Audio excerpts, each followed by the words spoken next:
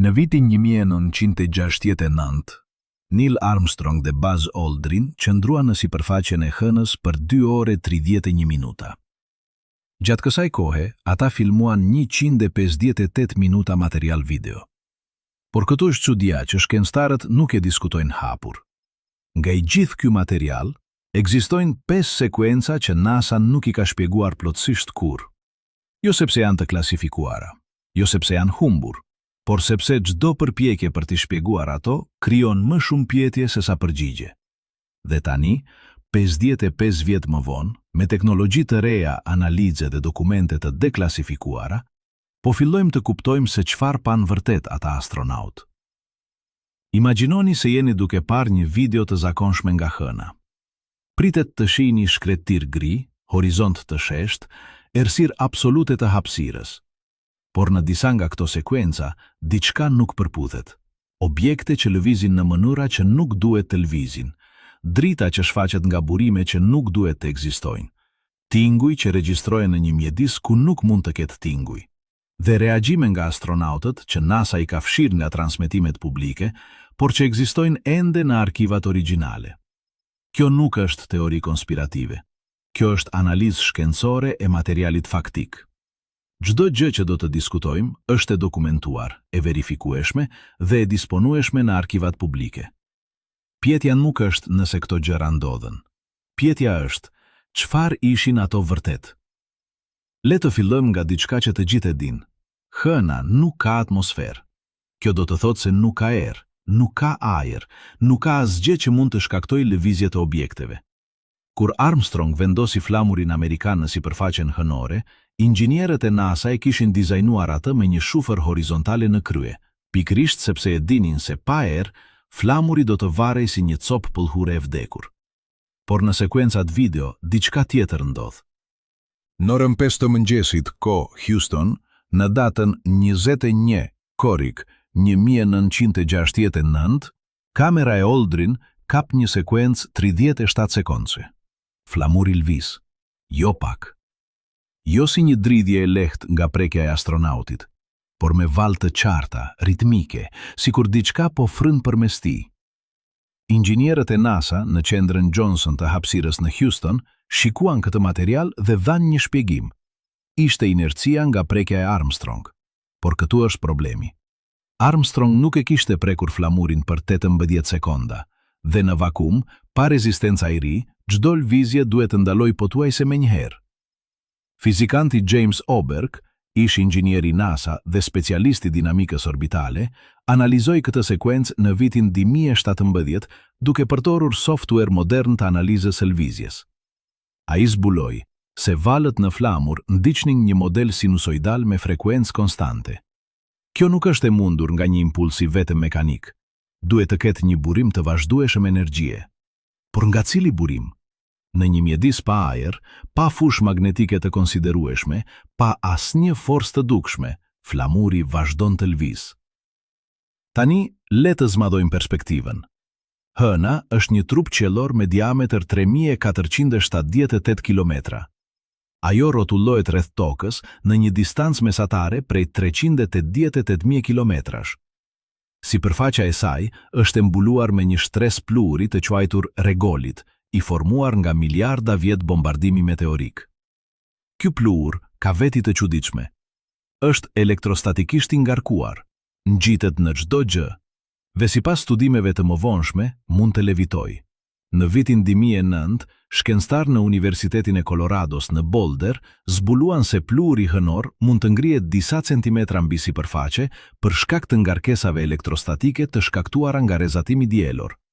Kur dielli lind mbi hënë, rrezet ultravioletës godasin pluhurin dhe shkaktojnë një fenomen të quajtur fotoemision. Elektronet shpëtojnë nga grimcat e pluhurit, duke i lënë ato me ngarkesë pozitive.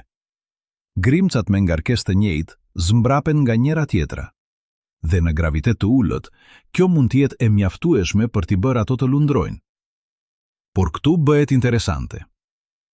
Në sekuencën e dytë të pashpjeguar, filmuar nga Armstrong në orën 6:12 minuta pas uljes, shohim diçka që nuk përputhet me këtë shpjegim. Një re pluhuri ngrihet nga toka rreth 20 metra lart modulit hënor. por nuk ka asnjë burim të dukshëm shqetësimi. Astronautët janë të palevishëm. Motori i modulit është fikur për 53 minuta dhe megjithatë, pluhuri ngrihet në një kolon të përsosur vertikale, arrin një lartësi prej afërsisht 3 metra, pastaj bie mbrapsht në një model simetrik. Inxhinierët e NASA e quajtën këtë një anomali optike, një reflektim në lente, por analiza e mvonshme nga ekspert të pavarur tregoi se kolona e pluhurit hedh hije. Objektet optike nuk hedhin hije. Kjo ishte diçka fizike, diçka reale, diçka që ndodhte në sipërfaqen e hënës. Tani le të shkojmë më thellë në misterin e tretë. Kjo ka të bëjë me dritën. Hëna nuk ka atmosferë, kështu që nuk ka shpërndarje të dritës. Kjo do të thotë se qielli duhet të jetë absolutisht i zi. Yjet duhet të jenë të dukshëm edhe gjatë ditës hënore, dhe hija duhet të jetë absolute, e plot, pa asnjë dritë të shpërndar. Por në disa nga fotografitë e Apollo 11 shohim diçka të papritur, objekte në hije që janë të ndriçuara. Shpjegimi zyrtar i NASA është se drita reflektohet në sipërfaqja e bardhë e tokës, e cila duket në qiellin hënor dhe vepron si një burim i madh drite. Kjo është e vërtetë. Toka reflekton rreth 35% të dritës diellore që bie mbi të, dhe nga hëna, ajo duket 11 herë më e madhe se sa duket hëna nga toka. Pra, drita e tokës është një burim real ndriçimi. Por këtu është problemi. Në disa fotografi, objektet janë të ndriçuara nga drejtime ku toka nuk është e dukshme. Fotografia. Asnjë mbëdjet dash 40-21 tregon Aldrin duke dal nga moduli hënor. Ai është në hije të plot të modulit. Toka është pas modulit, jo përpara. Megjithatë, kostumi i tij është qartësisht i dukshëm me detaje të mprehta.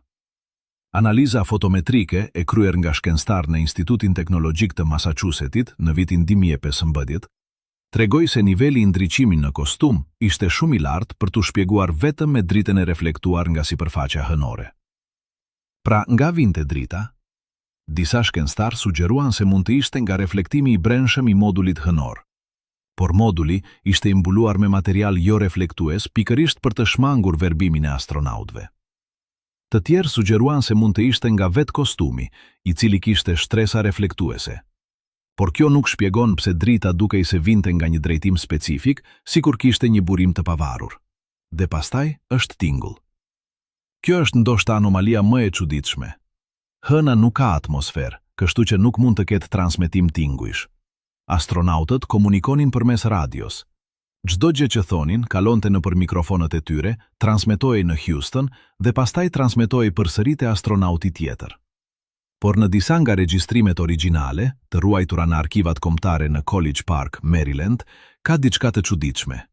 Në orën 7:35 minuta pas uljes, ndërsa Armstrong po përshkruante sipërfaqen hënore, në sfond dëgjohet një tingull. Nuk është statik, nuk është interferenca, është një ton i ulët, ritmik, që zgjat për 18 sekonda. Frekuenca është rreth 150 Hz, shumë e ulët për t'u dëgjuar qartë, por e dukshme në analizën spektrale. Dhe çudia më e madhe, ky tingull nuk shfaqet në transmetimin e Houston. Ai është vetëm në regjistrimin lokal të modulit hënor. Inxhinierët e NASA e shpjeguan këtë si interferenca elektrike nga sistemet e modulit, por analiza e mvonshme tregoi se tingulli kishte një model kompleks, jo kaotik. Kishte një strukturë. Dhe kur shkencëtar në Universitetin Stanford e analizuan atë në vitin 2020, zbuluan se modeli përsëritej çdo 11 sekonda me saktësi të përsosur. Kjo nuk është interferencë e rastësishme, kjo është diçka që ka një burim të rregullt, ritmik. Le të ndalemi këtu për një moment dhe të mendojmë për shkallën e asaj që po diskutojmë. Hëna është një trup i vdekur. Nuk ka aktivitet gjeologjik, nuk ka fushë magnetike, nuk ka atmosferë. Është thjesht një shkëmb i madh që rrotullohet në hapësirë. Çdo gjë që ndodh atje duhet të jetë e shpjegueshme me ligjet e njohura të fizikës. Nuk ka vend për mister, nuk ka vend për anomali. Dhe megjithatë, këtu jemi, 55 vjet më vonë, duke u përballur me 5 fenomene që nuk përputhen me modelet tona. Tani le të flasim për anomalinë e 5, dhe kjo është ndoshta më shqetësuese. Ka të bëjë me kohën. Çdo mision Apollo kishte kronometra të sinkronizuar me saktësi atomike. Këto kronometra ishin thelbësore për navigimin dhe për koordinimin e operacioneve. Por në fund të misionit Apollo 11, kur Armstrong dhe Aldrin u ribashkuan me Michael Collins në modulin komandues, zbuduan se kronometrat e tyre nuk ishin më të sinkronizuara. Kronometra e Armstrong ishte para me 7 sekonda, kronometra e Aldrin ishte para me 5 sekonda, dhe kronometra e Collins, që kishte qëndruar në orbit gjatë gjithë kohës, ishte saktësisht në kohë. Kjo nuk duhet të ndodhte. Kronometrat atomike nuk humbasin 7 sekonda. Ato janë të sakta me 1 sekond çdo 30 milion vjet. Pra, çfarë shkaktoi këtë mospërputhje? Shpjegimi zyrtar ishte se kronometrat ishin dëmtuar nga rrezatimi kozmik. Por kjo nuk ka kuptim. Nëse rrezatimi kishte ndikuar në kronometra, ato do të ishin bërë të paregullta, jo thjesht të shpejta me një sasi konstante. Dhe pse vetëm kronometrat e astronautëve që zbritën në hën? Pse jo ajo e Collins, që ishte po aq i ekspozuar ndaj rrezatimit? Disa fizikantë sugjeruan një shpjegim tjetër, relativiteti. Sipas teorisë së relativitetit të përgjithshëm të Einstein, koha kalon më shpejt në një fushë gravitacionale më të dobët. Hëna ka vetëm 1/6 e gravitetit të tokës, kështu që koha atje duhet të kaloj pak më shpejt. Por kur bënin llogaritjet, diferenca është vetëm rreth 1 mikrosekond për çdo orë, jo 7 sekonda për 21 orë. Në vitin 2018, një ekip shkencëtarësh në Institutin Max Planck për fizikën gravitacionale në Gjermani vendosi të rishikonte të dhënat. Ata morën parasysh jo vetëm relativitetin gravitacional, por edhe efektet e rrezatimit kozmik, ndryshimet e temperaturës dhe madje edhe efektet kuantike të mundshme. Asnjë nga këto nuk mund të shpjegonte plotësisht mospërputhjen. Përfundimi I tyre ishte I çuditshëm. Ose kronometrat kishin një defekt që nuk ishte zbuluar më parë, ose diçka në mjedisin hënor ndikoi në rrjedhën e kohës në një mënyrë që ne ende nuk e kuptojmë. Tani, le të lidhim të gjitha këto së bashku. Kemi 5 anomali. Flamuri që lëviz pa forcë të dukshme, pluhuri që ngrihet pa shkak, drita që vjen nga burime të panjohura, tinguj që nuk duhet të ekzistojnë dhe koha që nuk rrjedh siç duhet. Secila prej tyre e marr veçmas mund të shpjegohet si një anomali teknike, një gabim matjeje ose një keq kuptim I të dhënave. Por të gjitha së bashku, kjo fillon të duket si një model. Çfarë nëse këto nuk janë anomali të rastësishme? Çfarë nëse ato janë shenja të diçkaje më të madhe, diçkaje që ne nuk e kemi marrë parasysh? Hëna nuk është thjesht një shkëmb I vdekur. Ajo është një trup qiellor me histori 4 miliardë 500 milion vjeçare. Ajo ka qenë dëshmitare e formimit të sistemit diellor, e bombardimit të madh të vonë, e evolucionit të jetës në tokë. Çfarë nëse ajo mban sekrete që ne sapo po fillojmë t'i zbulojmë? Le të shqyrtojmë një teori që po fiton terren në komunitetin shkencor. Kjo teori sugjeron se hëna mund të ketë një fushë elektromagnetike shumë të dobët, aq të dobët sa instrumentet tona nuk e kanë zbuluar ende, por mjaft të fortë për të shkaktuar efekte të vogla në mjedisin lokal. Kjo fushë mund të shpjegonte lëvizjen e flamurit, nëse ai kishte komponente metalike që reaguan ndaj saj. Mund të shpjegonte levitimin e pluhurit nëse grincat ishin të njarkuara elektrikisht. Madje mund të shpjegonte tingujt nëse fusha shkaktoi rezonanca në strukturën metalike të modulit hënor. Por kjo teori ka një problem. Nuk shpjegon anomalinë e kohës. Fushat elektromagnetike nuk ndikojnë në rrjedhën e kohës. Për këtë do të na duhej diçka shumë më egzotike, diçka që lidhet me vetë strukturën e hapësirës ve kohës. Në vitin 2021, astrofizikanti teoretik Lisa Randall nga Universiteti në Harvard propozoi një ide të guximshme. Ajo sugjeroi se hëna mund të ketë një koncentrim të vogël të materjes së errët në bërthamën e saj. Materia e errët është një substancë misterioze që përbën rreth 85% të masës së universit, por që nuk ndërvepron me dritën dhe është pothuajse e padukshme. Nëse hëna ka një grumbull të vogël të materjes së errët, kjo mund të krijojë anomali të vogla gravitacionale që ndikojnë në rrjedhën e kohës. Kjo tinglon si shkencë fantastike, por në fakt është një hipotezë testuar. Në vitin 2022, NASA lëshoi një satelit të quajtur Lumio, i cili do të orbitoj Hënën dhe do të matë fushat gravitacionale me saktësi të paprecedent. Nëse ekziston një anomali gravitacionale, Lumio do ta zbulojë atë. Dhe nëse e zbulojmë, kjo do të ndryshojë tërësisht kuptimin ton për Hënën. Por le të kthehemi te pyetja themelore. Pse NASA nuk i ka shpjeguar këto anomali? Përgjigja mund të jetë më e thjeshtë se sa mendojmë. Nuk është se NASA po fsheh diçka. Është se ata nuk kanë një shpjegim. Shkenca nuk ka gjithmonë përgjigje të gatshme. Ndonjëherë, fenomenet janë aq të pazakonta sa na duhet kohë për t'i kuptuar ato. Dhe ndonjëherë, kuptimi vjen vetëm kur teknologjia jon arrin një nivel të ri. Mendoni për këtë. Në vitin 1969, ne nuk kishim kompjuter të fuqishëm, nuk kishim software të analizës së imazhit, nuk kishim kuptim për materjen e errët ose energjinë e errët. Nuk kishim zbuluar egzoplanete ose valet gravitacionale. Bota jon shkencore ishte shumë më e kufizuar. Pra, është normale që disa fenomene të kenë mbetur të pashpjeguara. Por tani, me teknologjinë moderne, po rikthehemi te ato të dhëna të vjetra me sy të rinj. Po i analizojmë ato me mjete që Armstrong dhe Aldrin nuk mund t'i imagjinonin, dhe po zbulojnë gjëra që ndryshojnë narrativën.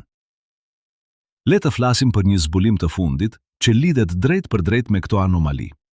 Në vitin 2023, një ekip shkencëtarësh në Universitetin e Kalifornisë në Berkeley analizoi të gjitha fotografitë e Apollo 11 duke përdorur inteligjencë artificiale. Algoritmi ishte trajnuar për të identifikuar anomali optike, objekte të pazakonta dhe modele që nuk përputhen me mjedisin e pritshëm hënor. Dhe ai gjeti diçka të habitshme. Në 23 fotografi të ndryshme, algoritmi identifikoi një objekt të vogël që shfaqet në sfond. Objekti është aq i vogël sa është pothuajse i padukshëm për syrin njerëzor, vetëm disa piksel në imazhet origjinale. Por kur zmadhoni dhe përmirësoni imazhin, shihni një formë të qartë, një sferë e vogël e ndritshme që duket se levitoi mbi horizontin hënor. Ajo shfaqet në fotografi të marra në momente të ndryshme, nga kënde të ndryshme, gjatë një periudhe 30 minutash. Çfarë është kjo sferë? Shkencëtarët kanë disa teori. Mund të jetë një grimc pluhuri shumë afër lentes së kamerës, e cila duket e madhe për shkak të efektit të thellësisë së fushës. Mund të jetë një reflektim i brendshëm në sistemin optik të kamerës, ose mund të jetë diçka reale, diçka që ishte vërtet atje, në hapësirën hënore. Problemi me shpjegimet e para dy është se objekti lëviz. Nëse ishte një grimc në lente, do të qëndronte në të njëjtin vend në të gjitha fotografitë. Nëse ishte një reflektim optik, do të ndryshonte pozicionin në mënyrë të parashikueshme me lëvizjen e kamerës. Por objekti lëviz në një trajektore që nuk përputet me asnjëra nga këto shpjegime. Ai lëviz si diçka që ka lëvizje të pavarur. Kjo na çon në një pyetje shqetësuese. A ishte diçka tjetër atje? A kishte objekte të tjera në hapësirën hënore që astronautët nuk i raportuan, ose që NASA nuk i bëri publike? Dhe nëse po, çfarë ishin ato? Tani e di se çfarë po mendoni. Kjo tingëllon si teori konspirative. Por le të jemi të qartë. Nuk po sugjerojmë se kishte jashtë toksor ose anije hapësinore. Po sugjerojmë se mund të ketë pasur fenomene natyrore që ne nuk i kuptuam në atë kohë, veç e ende po përpiqemi t'i kuptojmë sot. Hëna është një mjedis ekstrem. Është një laborator natyror ku ndodhin gjëra që nuk ndodhin në tokë. Dhe disa nga këto gjëra mund të jenë aq të pazakonta sa sfidojnë kuptimin ton të fizikës. Për shembull, ne e dim tani se hëna ka një egzosferë, një atmosferë jashtëzakonisht e hollë e përbërë nga atome të shpërndara. Kjo egzosferë është aq e hollë sa është pothuajse vakum, por ajo ekziston. Dhe ne e dim se ajo përmban atome natriumi, kaliumi dhe madje edhe argoni. Këto atome vijnë nga rrezatimi diellor që godet sipërfaqen hënore veç liron grimca. Por këtu është gjë interesante. Disa nga këto atome mund të ionizojnë, të marrin ngarkesë elektrike dhe të fillojnë të lëvizin në mënyra të pazakonta. Në vitin 2019, një studim i publikuar në revistën Geophysical Research Letters tregoi se atomet e ionizuara në egzosferën hënore mund të formojnë struktura të quajtura plazma të pluhurit. Këto janë grumbuj të vogël të grimcave të ngarkuara që lëvizin së bashku si një njësi. Dhe në kushte të caktuara, ato mund të bëhen të dukshme, duke reflektuar dritën diellore. A mund të ishte sfera që algoritmi zbuloi një plazm pluhuri? Është e mundur, por kjo nuk shpjegon pse ajo lëvizte në një trajektore kaq të rregullt. Le të shkojmë edhe më thellë. Çfarë nëse këto anomali nuk janë të rastësishme, por janë të lidhura me një fenomen më të madh që ne nuk e kemi identifikuar ende? Çfarë nëse hëna, për shkak të pozicionit të saj unik midis tokës dhe diellit, për shkak të historisë së saj gjeologjike, për shkak të ndërveprimit të saj me rrezatimin kozmik, ka zhvilluar një lloj mjedisi që ne nuk e kemi parë askund tjetër? Kjo nuk është aq e çmendur sa tingëllon. Ne e dim se çdo trup qiellor është unik. Marsi ka stuhi pluhuri që mbulojnë planetin e tërë. Jupiteri ka një stuhi që ka zgjatur për qindra vjet. Saturni ka unaza që sfidojnë kuptimin ton të dinamikës orbitale. Pse hëna nuk mund të ketë fenomenet e saj unike? Dhe këtu është gjëja më interesante. Ne po planifikojmë të kthehemi në hënë. Programi Artemis i NASA synon të dërgojë astronaut përsëri në sipërfaqen hënore deri në vitin 2025. Këtë herë, ata do të kenë teknologji shumë më të avancuar. Kamera me rezolucion të lartë, sensor që mund të zbulojnë fusha elektromagnetike, instrumente që mund të matë anomali gravitacionale. Dhe për herë të parë, ata do të kenë kohë për të studiuar këto fenomene në detaje. Imagjinoni se çfarë mund të zbulojmë. Imagjinoni nëse astronautët e Artemis konfirmojnë se flamuri vërtet lëviz pa shkak të dukshëm. Imagjinoni nëse ata regjistrojnë tinguj që nuk duhet të ekzistojnë. Imagjinoni nëse ata fotografojnë objekte që levitojnë në hapësirën hënore. Kjo do të ndryshonte gjithçka. Kjo do të na detyronte të rishikojmë jo vetëm kuptimin ton për hënën, por edhe kuptimin ton për fizikën. Por le të jemi realist. Shanset janë se këto anomali do të kenë shpjegime të thjeshta. Ndoshta flamuri lëvizte për shkak të një efekti mekanik që ne nuk e kemi marrë parasysh. Ndoshta pluhuri ngrihej për shkak të ngarkesave elektrostatike që janë më komplekse se sa menduam. Ndoshta drita vinte nga reflektime që ne nuk i kemi modeluar sakt. Ndoshta tingujt ishin interferenca që ne nuk i kemi filtruar siç duhet. Dhe ndoshta kronometrat kishin një defekt që nuk u zbulua. Por çfarë nëse jo? Çfarë nëse ka diçka më shumë? Çfarë nëse hëna, ky trup i vdekur që ne e kemi marrë si të mirëqen, ka ende sekrete për të zbuluar? Kjo është arsyeja pse shkenca është kaq emocionuese. Nuk është se ne kemi të gjitha përgjigjet. Është se ne kemi pyetje që na shtojnë të eksplorojmë, të eksperimentojmë, të zbulojmë. Dhe çdo zbulim, çdo përgjigje na çon te pyetje të reja, më të thella, më të mahniqme. Pra, çfarë filmuan vërtet Armstrong dhe Aldrin në hënë? Ne nuk e dim ende, por po afrojmë. Me çdo mision të ri, me çdo teknologji të re, me çdo analizë të re të dhënave të vjetra, po zbulojmë copëzat e enigmes. Dhe një ditë, ndoshta shumë shpejt, do të kemi përgjigjen e plot. Por deri atëherë, këto 5 anomali mbeten një kujtesë se universi është më i çuditshëm, më kompleks dhe më i mahniqshëm se sa mund të imagjinojmë. Ato janë një kujtesë se edhe në vendet që mendojmë se i njohim mirë, ka ende mistere që presin të zbulohen. Tani, le të ndërtojmë një eksperiment mendor. Imagjinoni se jeni një fizikant në vitin 1969 duke parë këto sekuenca për herë të parë. Ju keni 2 modele shpjeguese në dispozicion. Modeli i parë është ai që quajmë modeli klasik. Çdo gjë që ndodh në hënë duhet të ndjek ligjet e njohura të fizikës newtoniane, pa përjashtime, pa anomali. Modeli i dytë është ai që mund ta quajmë modeli i zgjeruar. Hëna si mjedis unik mund të shfaq fenomene që kërkojnë zgjerim të kuptimit ton, jo domosdoshmërisht rrëzim të ligjeve, por shtim të variablave që nuk i kemi marrë parasysh. Le të testojmë të 2 modelet kundrejt fakteve. Fillojmë me flamurin. Modeli klasik thot: flamuri lëviz vetëm nëse dikush e prek, ose nëse ka mbetur energji kinetike nga prekja e mëpashme. Por ne e dim se Armstrong nuk e kishte prekur flamurin për 18 sekonda. Ne e dim se në vakum, pa rezistenca i ri, çdo lëvizje duhet të zhduket pothuajse me njëherë. Pra, modeli klasik dështon. Çfarë thot modeli i zgjeruar? Ai thot, ndoshta ka një forcë që ne nuk e kemi matur.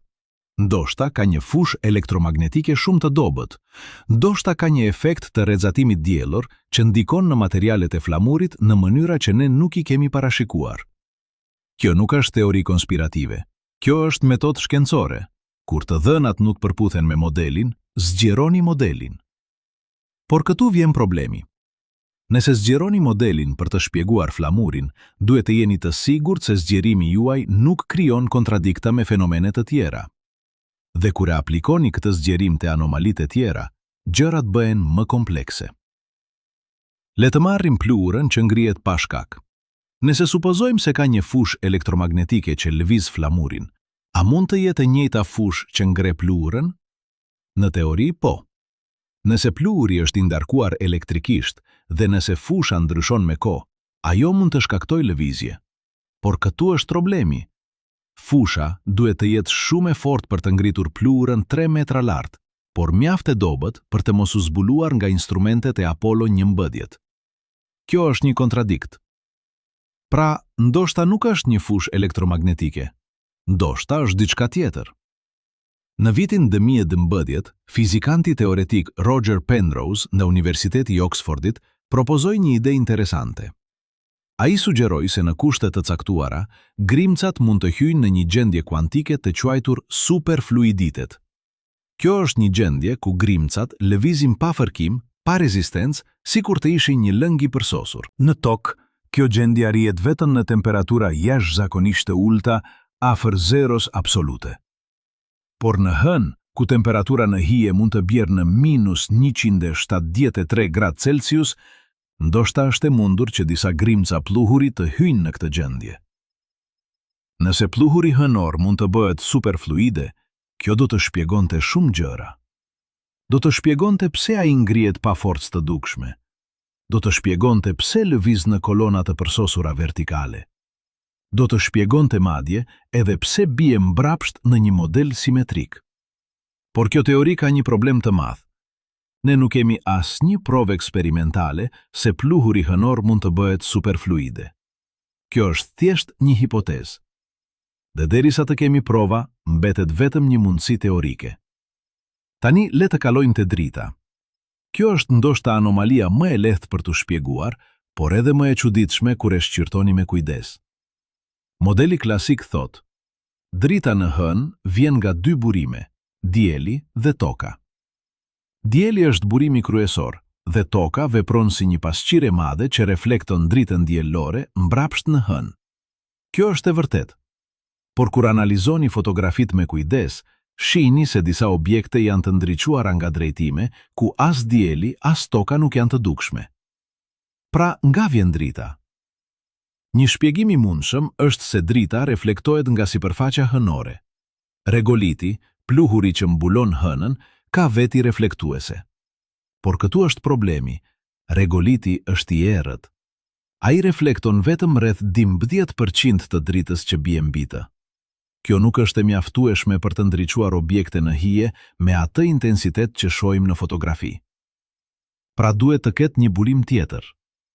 Në vitin 2016, një ekip shkencëtarësh në Institutin e Shkencave Planetare në Arizona propozoi një teori të re. Ata sugjeruan se drita mund të vinte nga vetë kostumi i astronautëve. Kostumet e Apollo ishin të dizajnuara me shtresa reflektuese për të mbrojtur astronautët nga rrezatimi diellor. Këto shtresa ishin të bëra nga alumin, një material që reflekton rreth 90% të dritës. Nëse një astronaut qëndronte në dritë, kostumi i tij mund të vepronte si një burim drite sekondar, duke ndriçuar objekte përreth. Kjo teori tingëllon bindëse. Por kur e testoni kundrejt fotografive, shihni se nuk funksionon në të gjitha rastet. Ka fotografi ku të 2 astronautët janë në hije dhe megjithatë objektet janë të ndriçuara. Ka fotografi ku astronauti më i afërt është 10 metra larg, shumë larg për të ndriçuar objektin me atë intensitet. Pra edhe kjo teori ka kufi. Çfarë nëse drita nuk vjen nga një burim i vetëm, por nga një kombinim burimesh që ne nuk i kemi marrë parasysh? Çfarë nëse ka reflektime të shumëfishta, ku drita kërcehet midis sipërfaqes hënore, kostumeve, modulit hënor dhe madje edhe grimcave të pluhurit në ajër? Kjo do të krijonte një mjedis ndriçimi shumë më kompleks se sa kemi menduar. Dhe kjo mund të shpjegoj pse disa objekte duken të ndriçuara nga drejtime të papritura. Por edhe kjo teori ka një problem. Ajo kërkon që të gjitha këto reflektime të ndodhin në mënyrë të koordinuar, në mënyrë që të krijojnë një ndriçim të qëndrueshëm. Dhe kjo duket e paqëndrueshme. Në një mjedis ku çdo lëvizje e vogël mund të ndryshojë këndin e reflektimit, si mund të kemi një ndriçim kaq të qëndrueshëm? Tani le të flasim për tingujt. Kjo është anomalia që më së shumti sfidojnë skeptikët. Sepse në hënë nuk mund të ketë tinguj. Pika. Nuk ka atmosferë, nuk ka mjedis për transmetimin e valve zanore. Çdo tingull që dëgjohet duhet të jetë ose interferenca elektrike, ose gabim në regjistrim, ose diçka që ndodhi në tokë dhe u përzje me transmetimin. Por kur analizoni regjistrimet me kujdes, shihni se tingulli ka karakteristika që nuk përputhen me asnjë nga këto shpjegime. Le të bëjmë një eksperiment mendor tjetër. Imagjinoni se jeni duke dëgjuar një regjistrim audio. Dëgjoni një ton të ulët, ritmik, që zgjat për 18 sekonda. Frekuenca është rreth 150 Hz. Toni përsëritet çdo 11 sekonda me saktësi të përsosur. Çfarë mund të shkaktojë një tingull të tillë? Nëse është interferenca elektrike, ajo duhet të jetë e rastësishme, kaotike. Por ky tingull ka një model të rregullt. Nëse është një gabim në regjistrim, ai duhet të shfaqet në të gjitha regjistrimet, por shfaqet vetëm në regjistrimin lokal të modulit hënor, jo në transmetimin e Houston. Pra, çfarë mbetet? Një mundësi është se tingulli nuk është tingull në kuptimin tradicional. Ndoshta është një sinjal elektromagnetik që është kapur në mikrofonet e astronautëve dhe është konvertuar në tingull nga sistemet e tyre. Kjo është e mundur. Mikrofonet janë pajisje elektrike dhe ato mund të kapin sinjale elektromagnetike nëse janë mjaft të forta. Por këtu është problemi. Nëse ishte një sinjal elektromagnetik, ai duhet të ishte zbuluar edhe nga instrumentet e tjera në modulin hënor. Dhe nuk ka asnjë raport për një sinjal të tillë. Një mundësi tjetër është se tingulli vinte nga vetë struktura e modulit hënor. Moduli ishte i bërë nga metale të ndryshme, dhe këto metale mund të zgjerojnë vetë kurren me ndryshimet e temperaturës. Kur dielli lind mbi hënë, temperatura mund të rritet nga -173 gradë Celsius në plus 127 gradë Celsius në vetëm disa minuta. Ky ndryshim i shpejt mund të shkaktojë tension në strukturën metalike, dhe ky tension mund të prodhojë tinguj. Por edhe kjo teori ka një problem. Tingujt nga zgjerimi termik janë të rastësishëm, jo ritmik, dhe ata nuk përsëriten me saktësi të përsosur çdo 11 sekonda.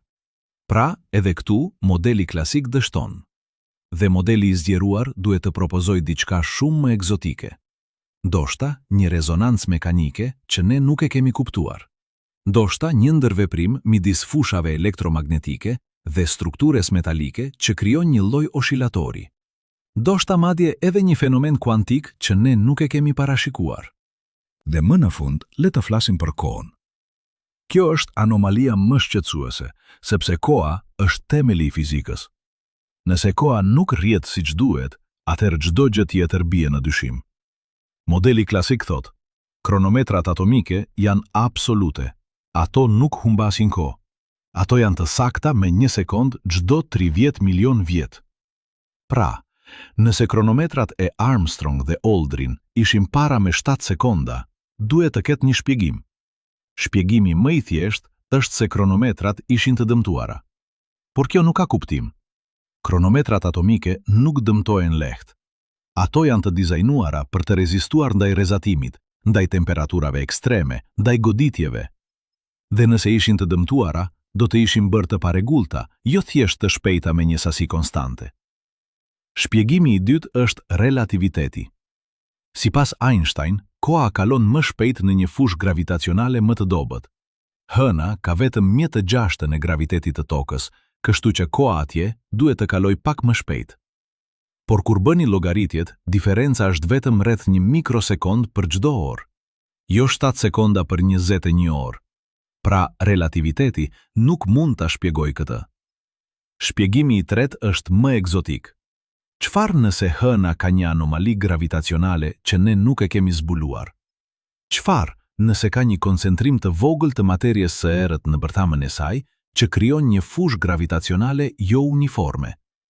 Kjo do të ndikonte në rrjedhën e kohës në mënyra të papritura. Por edhe kjo teori ka një problem. Nëse kishte një anomali të tillë, ajo do të ndikonte edhe në orbitën e hënës rreth tokës, dhe ne nuk kemi vërejtur asnjë anomali orbitale. Pra, edhe këtu, asnjë model nuk funksionon plotësisht. Dhe kjo na lë me një pyetje shqetësuese. A janë modelet tona të pasakta, apo ka diçka në hënë që ne nuk e kemi kuptuar? Le të krahasojmë tani dy qasje të ndryshme për të kuptuar këto anomali. Qasja e parë është ajo që mund ta quajmë qasja reduksioniste. Kjo qasje thot: çdo anomali ka një shpjegim të thjeshtë, dhe nëse e analizoni mjaft, do ta gjeni atë. Flamuri lëviz për shkak të një efekti mekanik. Pluhuri ngrihet për shkak të ngarkesave elektrostatike. Drita vjen nga reflektime.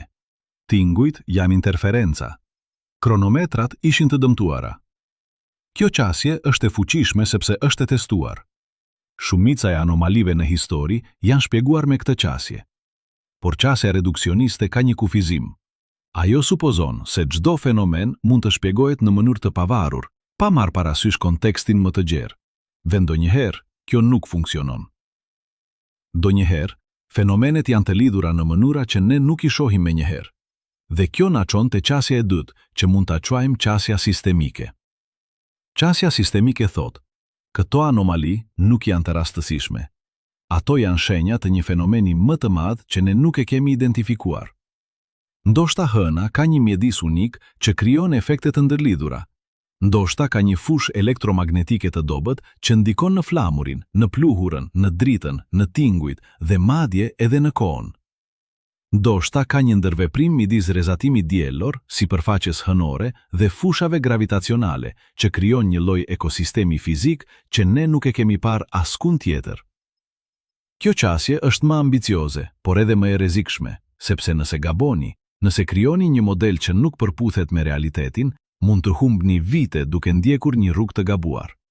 Por nëse keni të drejtë, nëse zbuloni një fenomen të ri, kjo mund të ndryshojë tërësisht kuptimin ton për fizikën. Pra, cila qasje është e saktë? E vërteta është se ne nuk e dim ende, dhe kjo është pikërisht ajo që e bën shkencën kaq emocionuese. Ne nuk jemi duke zgjedhur midis dy teorive të gatshme. Ne jemi duke ndërtuar teoritë nga e para, duke testuar, duke gabuar, duke mësuar. Le të shohim se çfarë na tregojnë të dhënat më të fundit. Në vitin 2022, NASA lëshoi një satelit të quajtur Lumio, i cili po orbiton hënën dhe po mat fushat gravitacionale me saktësi të paprecedent. Rezultatet e para janë të mahniqme. Lumio ka zbuluar se fusha gravitacionale e hënës nuk është uniforme. Ka zona ku graviteti është pak më i fortë dhe zona ku është pak më i dobët. Këto zona quhen maskons, shkurtim për koncentrime masive. Ato janë shkaktuar nga impakte të mëdha meteorike që kanë krijuar dete të lavatës në sipërfaqe. Por këtu është gjë interesante. Disa nga këto maskons janë në vende ku nuk ka dete të dukshme. Kjo do të thotë se ka struktura nëntoksore që ne nuk i kemi zbuluar. Dhe këto struktura mund të ndikojnë në mënyrën se si objektet lëvizin në sipërfaqen hënore. Mund të ndikojnë në mënyrën se si pluhuri ngrihet. Mund të ndikojnë madje edhe në mënyrën se si koha rrjedh. Kjo nuk është spekulim, kjo është shkencë e bazuar në të dhëna. Dhe ajo na tregon se hëna është shumë më komplekse se sa kemi menduar. Ajo nuk është thjesht një shkëmb i vdekur.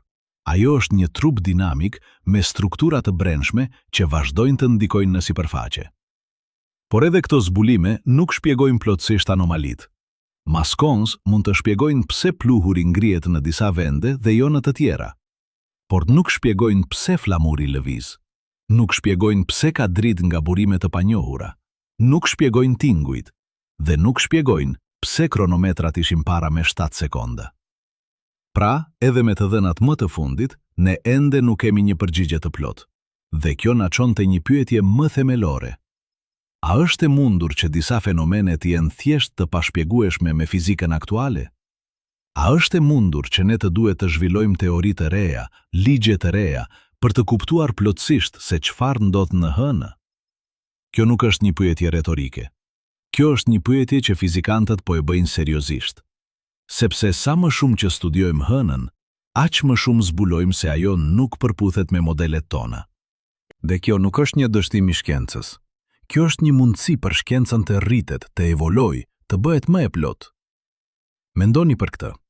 Në fillim të shekullit të 20, fizikantët mendonin se kishin kuptuar gjithçka. Kishin ligjet e Newton për lëvizjen, kishin ligjet e Maxwell për elektromagnetizmin, kishin termodinamikën. Çdo gjë duke e qartë e plot. Por pastaj erdhën zbulimet e reja. Radioaktiviteti, efekti fotoelektrik, spektri i trupit të zi. Dhe këto zbulime nuk përputheshin me modelet ekzistuese. Kjo çoi në zhvillimin e mekanikës kuantike dhe relativitetit, dy teori që ndryshuan tërësisht kuptimin ton për realitetin. A jemi në një moment të ngjashëm tani? A janë këto anomali hënore shenjat e para të një revolucioni të ri shkencor? Është shumë herët për ta thënë, por mundësia është atje. Dhe kjo është arsyeja pse ne duhet të vazhdojmë të studiojmë, të eksplorojmë, të pyesim. Le të flasim tani për kufizimet e modeleve tona. Çdo model shkencor ka kufizime. Modeli i Newton funksionon shumë mirë për objektet që lëvizin me shpejtësi të ulta, por dështon kur shpejtësitë afrohen me shpejtësinë e dritës. Atëherë duhet të përdorni relativitetin e Einstein. Mekanika kuantike funksionon shumë mirë për grimcat e vogla, por dështon kur përpiqeni të aplikoni në objekte të mëdha. Atëherë duhet të përdorni fizikën klasike. Pra çdo model ka një fushë aplikimi, dhe kur dilni jashtë kësaj fushe, modeli nuk funksionon më. Pyetja është, a jemi jashtë fushës së aplikimit të modeleve tona kur studiojmë hënën? A është hëna një mjedis aq unik sa kërkon modelet e reja? Për të përgjigjur kësaj pyetje, le të shohim se çfarë e bën hënën unike. Së pari, ajo nuk ka atmosferë. Kjo do të thotë se nuk ka mbrojtje nga rrezatimi kozmik. Çdo grimës që vjen nga hapësira godet drejt për drejt sipërfaqen. Kjo krijon një mjedis rrezatimi që nuk ekziston në tokë. Së dyti, ajo ka gravitet të ulët, vetëm 1/6 e gravitetit të tokës. Kjo do të thotë se objektet lëvizin në mënyra të ndryshme. Pluhuri mund të levitoj, shkëmbimt mund të hidhen shumë më larg. Së treti, ajo ka temperatura ekstreme, nga -173 gradë Celsius në hije, në plus 127 gradë Celsius në dritë. Kjo krijon tension termik që nuk ekziston në tokë. Të gjitha këto faktorë së bashku krijojnë një mjedis që është vërtet unik. Dhe në një mjedis të tillë është e mundur që fenomenet e reja të shfaqen, fenomene që ne nuk i kemi parë në tokë dhe që nuk i kemi parashikuar me modelet tona. Por edhe nëse pranojmë se hëna është unike, kjo nuk do të thotë se duhet të hedhim poshtë fiziken, do të thotë vetëm se duhet ta zgjerojmë atë. Duhet të shtojmë variabla të rinj, të marrim parasysh kushtet të reja, të testojmë hipoteza të reja. Dhe kjo është pikërisht ajo që po bëjmë. Në vitet e ardhshme, do të kemi më shumë misione në hënë. Programi Artemis do të dërgojë astronaut përsëri në sipërfaqe. Këtë herë, ata do të qëndrojnë më gjatë, do të kenë më shumë kohë për të studiuar, do të kenë instrumente më të mira, dhe për herë të parë, ata do të kenë mundësinë të testojnë hipotezat që ne kemi ndërtuar gjatë këtyre 55 viteve. Imagjinoni se çfarë mund të zbulojmë. Imagjinoni nëse konfirmojmë se ka një fushë elektromagnetike të dobët. Imagjinoni nëse zbulojmë se pluhuri vërtet mund të bëhet superfluide. Imagjinoni nëse gjejmë burimin e dritës misterioze. Imagjinoni nëse identifikojmë se çfarë shkakton tingujt. Imagjinoni nëse kuptojmë pse koha nuk rrjedh siç duhet. Çdo përgjigje do të na çojë te pyetje të reja. Çdo zbulim do të hap dyer të reja, dhe kjo është bukuria e shkencës. Nuk është se ne po kërkojmë një përgjigje përfundimtare, po kërkojmë kuptim më të thellë, më të plot, më të saktë. Por le të jemi të sinqert për kufizimet tona. Ne nuk e dim gjithçka. Ne nuk mund të shpjegojmë gjithçka. Dhe kjo është në rregull. Shkenca nuk është një koleksion faktesh të gatshme. Është një proces i vazhdueshëm, zbulimi, testimi, rishikimi.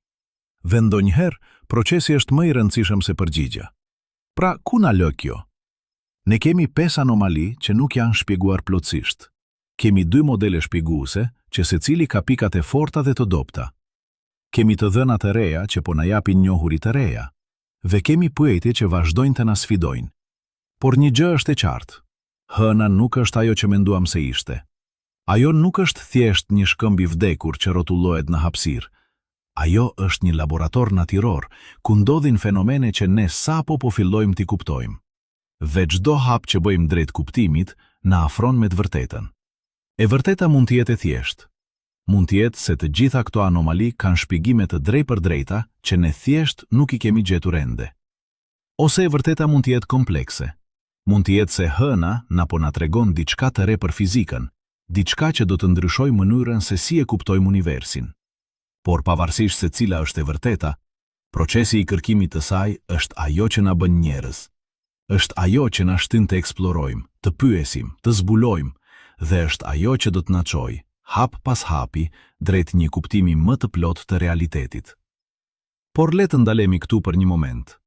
Le të bëjmë një hap prapa dhe të shohim pamjen e plot, sepse ka diçka që nuk kemi diskutuar ende, diçka që mund të jetë më e rëndësishme se të gjitha shpjegimet që kemi propozuar deri tani. Çfarë nëse vetë pyetja jon është e gabuar? Çfarë nëse ne po përpiqemi të shpjegojmë fenomene duke përdorur një kornizë që thjesht nuk është e përshtatshme për këtë mjedis? Mendoni për këtë. Çdo ligj fizik që ne njohim është zbuluar dhe testuar në tokë. Graviteti i Newton u zbulua duke parë mollën që bie. Ligjet e termodinamikës u zhvilluan duke studiuar makinat me avull. Mekanika kuantike u zbulua duke eksperimentuar me atome në laborator toksor. Madje dhe relativiteti i Einstein, megjithse u testua me vëzhgjime astronomike, u zhvillua duke menduar për trena dhe orë në tokë.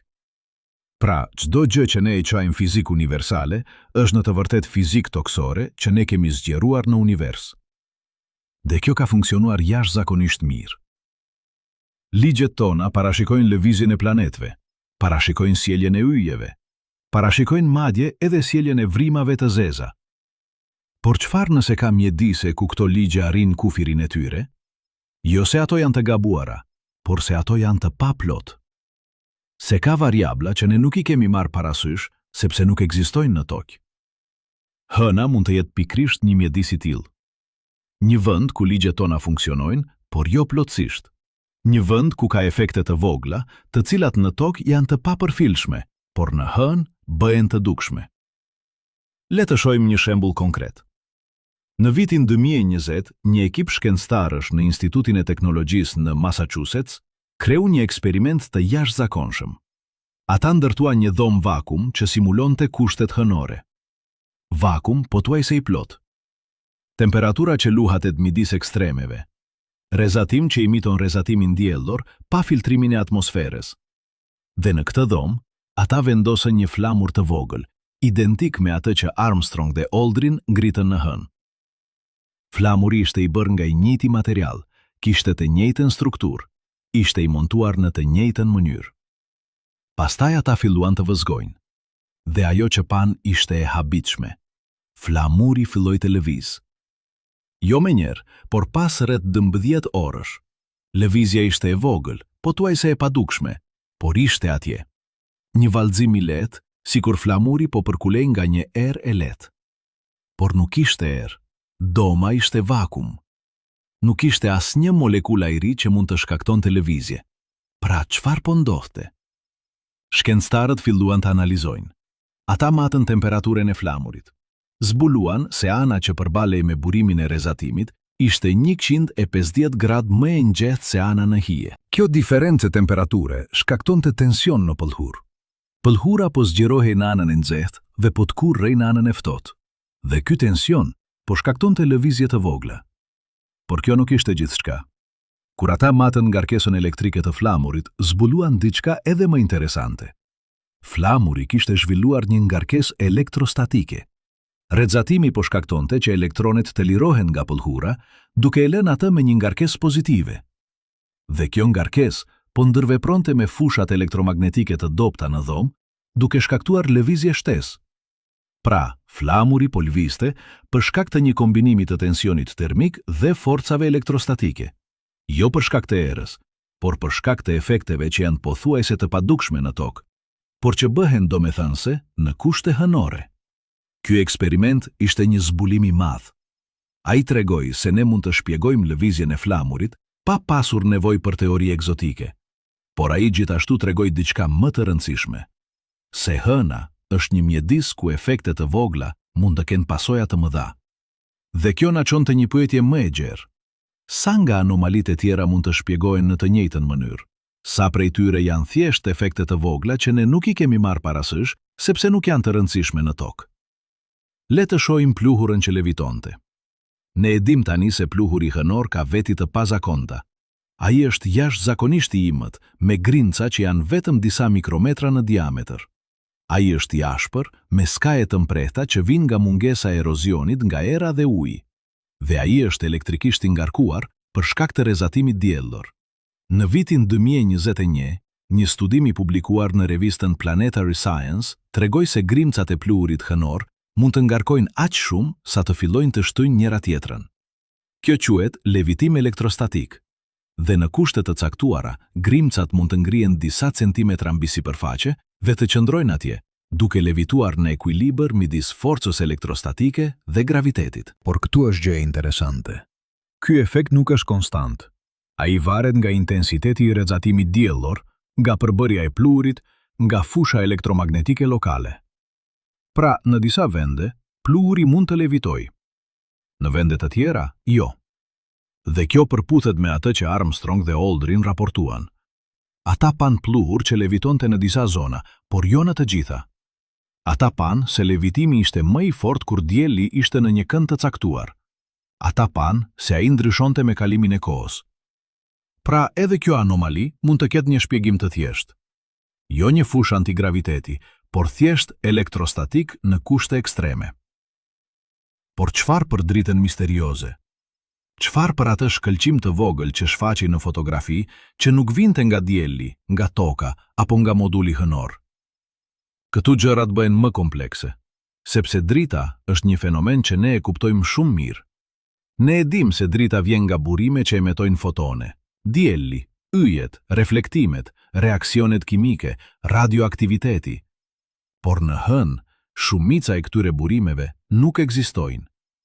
Nuk ka atmosferë që të shkaktoj shkëlqim. Nuk ka jetë që të prodhoj bioluminescencë. Nuk ka vulkane që të emetojnë lavë të ndezur. Pra, nga vinte drita? Një teori e re, e propozuar në vitin 2023 nga astrofizikanti Rajesh Patel në Universitetin e Cambridge-it, sugjeron një shpjegim të mahniqëm. Ai thot se drita mund të vijë nga një fenomen të quajtur triboluminescencë. Triboluminescenca është emetimi i dritës kur materiale të caktuara thyhen ose fërkohen. Ju mund ta shihni këtë në tokë nëse thërmoni një karamele të fortë në errësirë, ose nëse hiqni një copë shirit ngjitës shpejt. Në të dy rastet do të shihni një shkëlqim të vogël. Kjo ndodh sepse thyerja e materialit krijon ngarkesa elektrike që lirohen si fotone. Është një efekt i vogël, pothuajse i padukshëm në dritën e ditës, por i dukshëm në errësirë. Tani, imagjinoni se çfarë ndodh në hënë. Sipërfaqja hënore është e mbuluar me shkëmbinj që janë në tension konstant. Temperatura ndryshon me qindra gradë çdo ditë.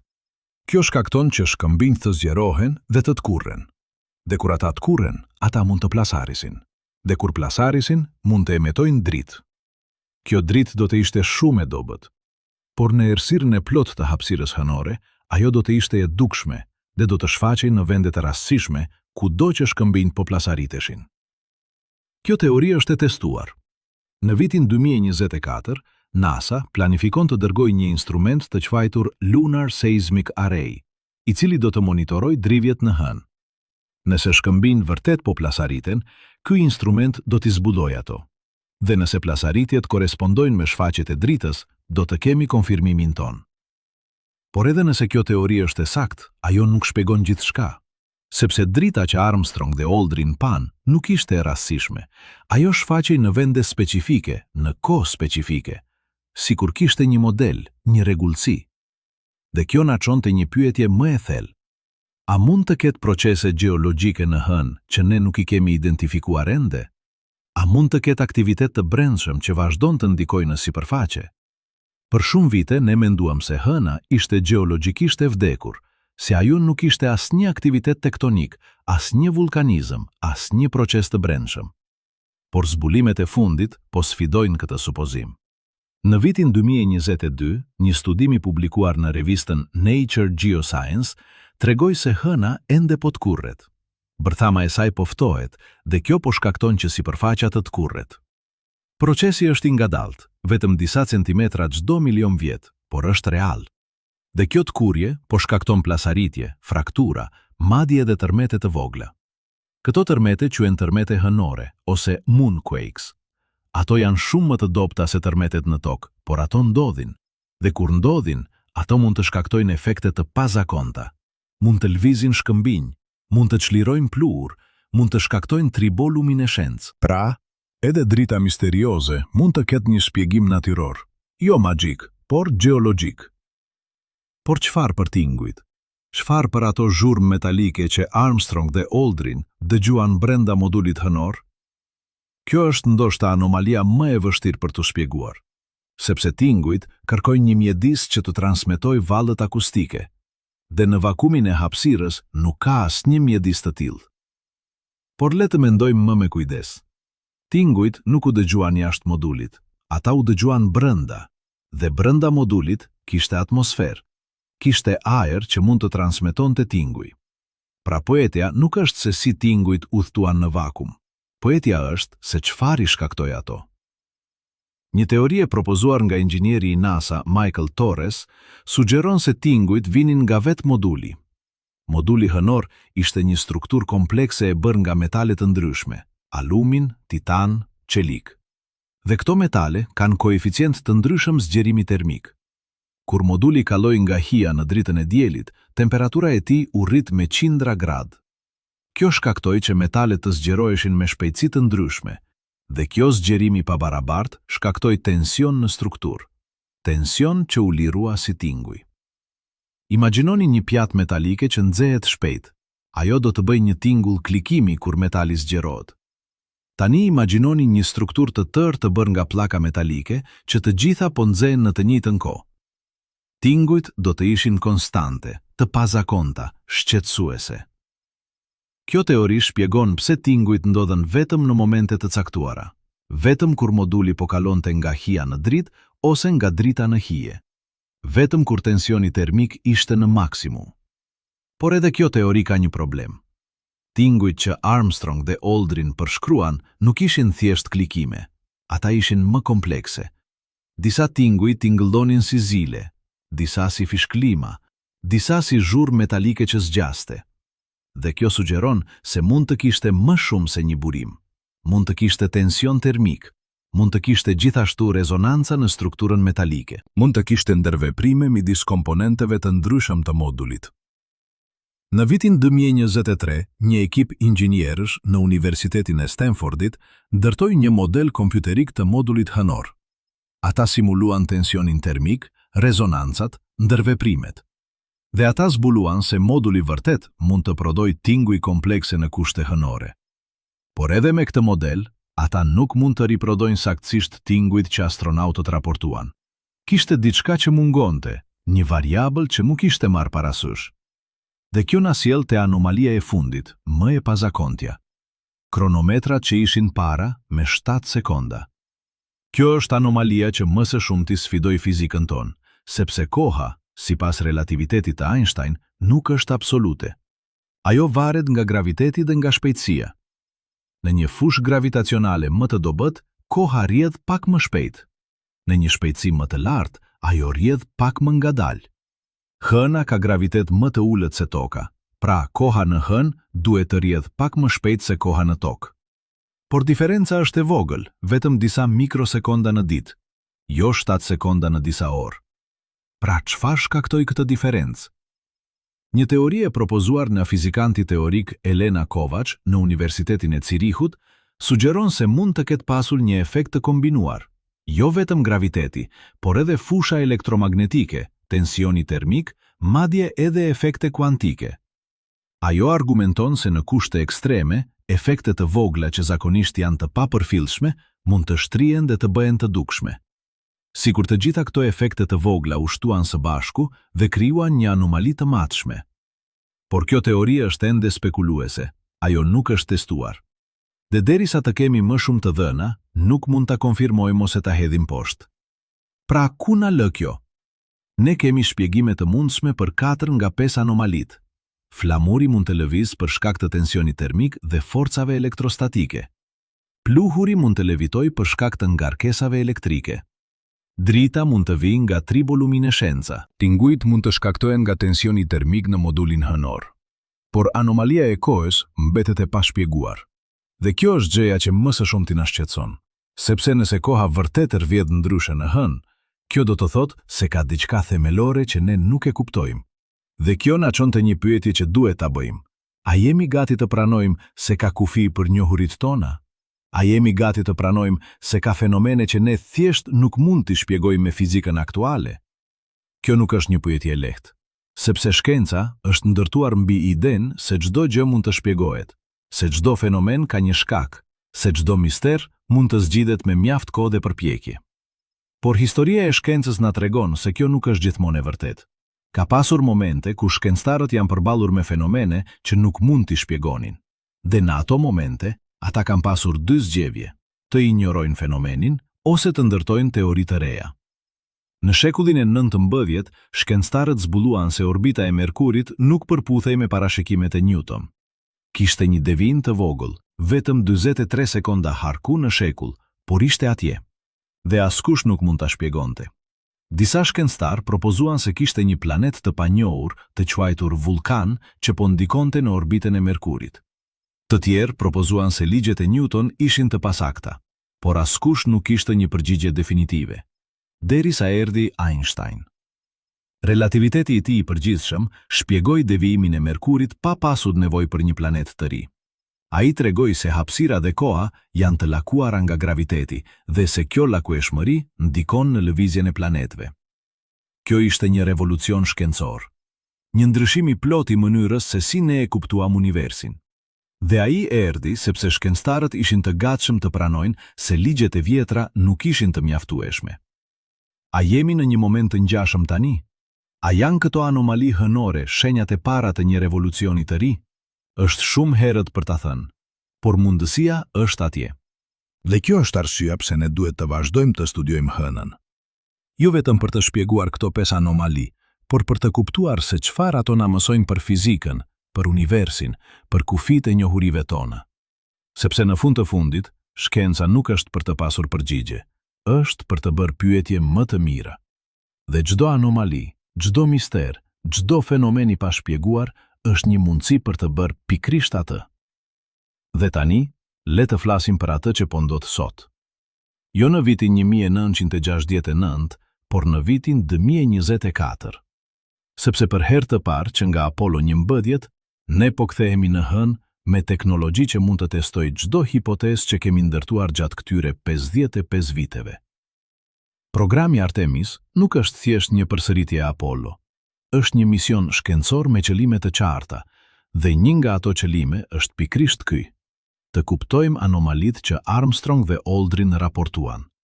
Të zbulojmë nëse ato ishin iluzione, gabime instrumentale, apo fenomene reale që ne ende nuk i kuptojmë plotësisht. Në shkurt të vitit 2024, NASA publikoi një dokument të quajtur Lunar Anomaly Investigation Protocol. Ky dokument përmban një listë të detajuar të fenomeneve që astronautët e Artemis duhet të monitorojnë. Dhe në krye të listës janë pikrisht 5 anomalit që ne kemi diskutuar. Flamuri që lëviz, pluhuri që levitoi, drita nga burime të panjohura, tingujt në vakum dhe anomalia e kohës. Por këtë herë, astronautët nuk do të mbështeten vetëm në vëzhgimet e tyre. Ata do të kenë instrumente që mund të matë çdo parametër fizik që mund të imagjinoni. Fusha elektromagnetike, ngarkesa elektrostatike, rrezatimi kozmik, temperatura, presioni, madje edhe rrjedhën e kohës me saktësi atomike. Dhe këtu fillon pjesa më interesante, sepse disa nga këto instrumente tashmë janë në hënë. Ata janë dërguar me misione robotike gjatë viteve të fundit. Dhe ata po mbledhin të dhëna që po ndryshojnë kuptimin ton për atë që ndodh atje. Le të fillojmë me Lunar Reconnaissance Orbiter, një satelit që ka orbituar hënën që nga viti 2009. Ky satelit ka kamera me rezolucion aq të lartë sa mund të shohë objekte më të vogla se 1 metër në sipërfaqen hënore. Dhe ai ka fotografuar vendin ku Armstrong dhe Aldrin zbriten. Fotografit janë të mahniqme. Ju mund të shihni gjurmët e tyre, mund të shihni modulin hënor, mund të shihni instrumentet që ata lanë pas. Dhe mund të shihni diçka tjetër, diçka që nuk ishte e dukshme në fotografit origjinale. Rreth vendit të zbritjes ka një zonë ku pluhuri duket ndryshe. Ai ka një ngjyrë pak më të ndritshme, një teksturë pak më të lmuar, sikur diçka e ka ndryshuar atë, sikur ai është ngrohur, shkrir dhe pastaj është ftohur përsëri. Kjo zbulim ishte kaq e pazakont sa shkencëtarët fillimisht menduan se ishte një artefakt i kamerës, por kur analizuan imazhet më me kujdes, zbuluan se ndryshimi ishte real. Pluhuri vërtet kishte një strukturë të ndryshme. Çfarë e shkaktoi këtë? Teoria më e pranueshme është se shkaktari ishte vetë motori i modulit hënor. Kur moduli zbriti, motori lëshoi një rrym gazesh të ngjehta që goditi sipërfaqen me forcë të madhe. Kjo rrym ishte aq e ngjehtë sa shkriu sipërfaqen e pluhurit duke krijuar një shtresë të hollë xhami. Por këtu është gjëja interesante. Kur shkencëtarët llogaritën sa energji do të duhej për të shkaktuar këtë efekt, zbuluan se motori i modulit nuk ishte mjaft i fuqishëm. Energjia që ai lëshoi ishte vetëm rreth gjysmë e asaj që do të duhej për të shkruar pluhurin. Pra, nga erdhi energjia tjetër? Një teori e propozuar nga geofizikanti James Chen në Universitetin e Kalifornisë në Los Angeles sugjeron se energjia shtesë erdhi nga vetë pluhuri. Ai argumenton se pluhuri hënor, për shkak të rrezatimit konstant nga dielli, mund të ketë grumbulluar energji potenciale. Dhe kur u godit nga rrymë e gazeve, kjo energji u lirua në formën e nxehtësisë. Kjo do të ishte një fenomen i ri.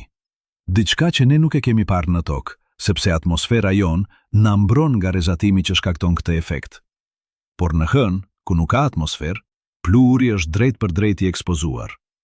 Dhe gjatë miliona vitesh, ai mund të ketë grumbulluar energji që tani po lirohet në mënyra të pazakonta.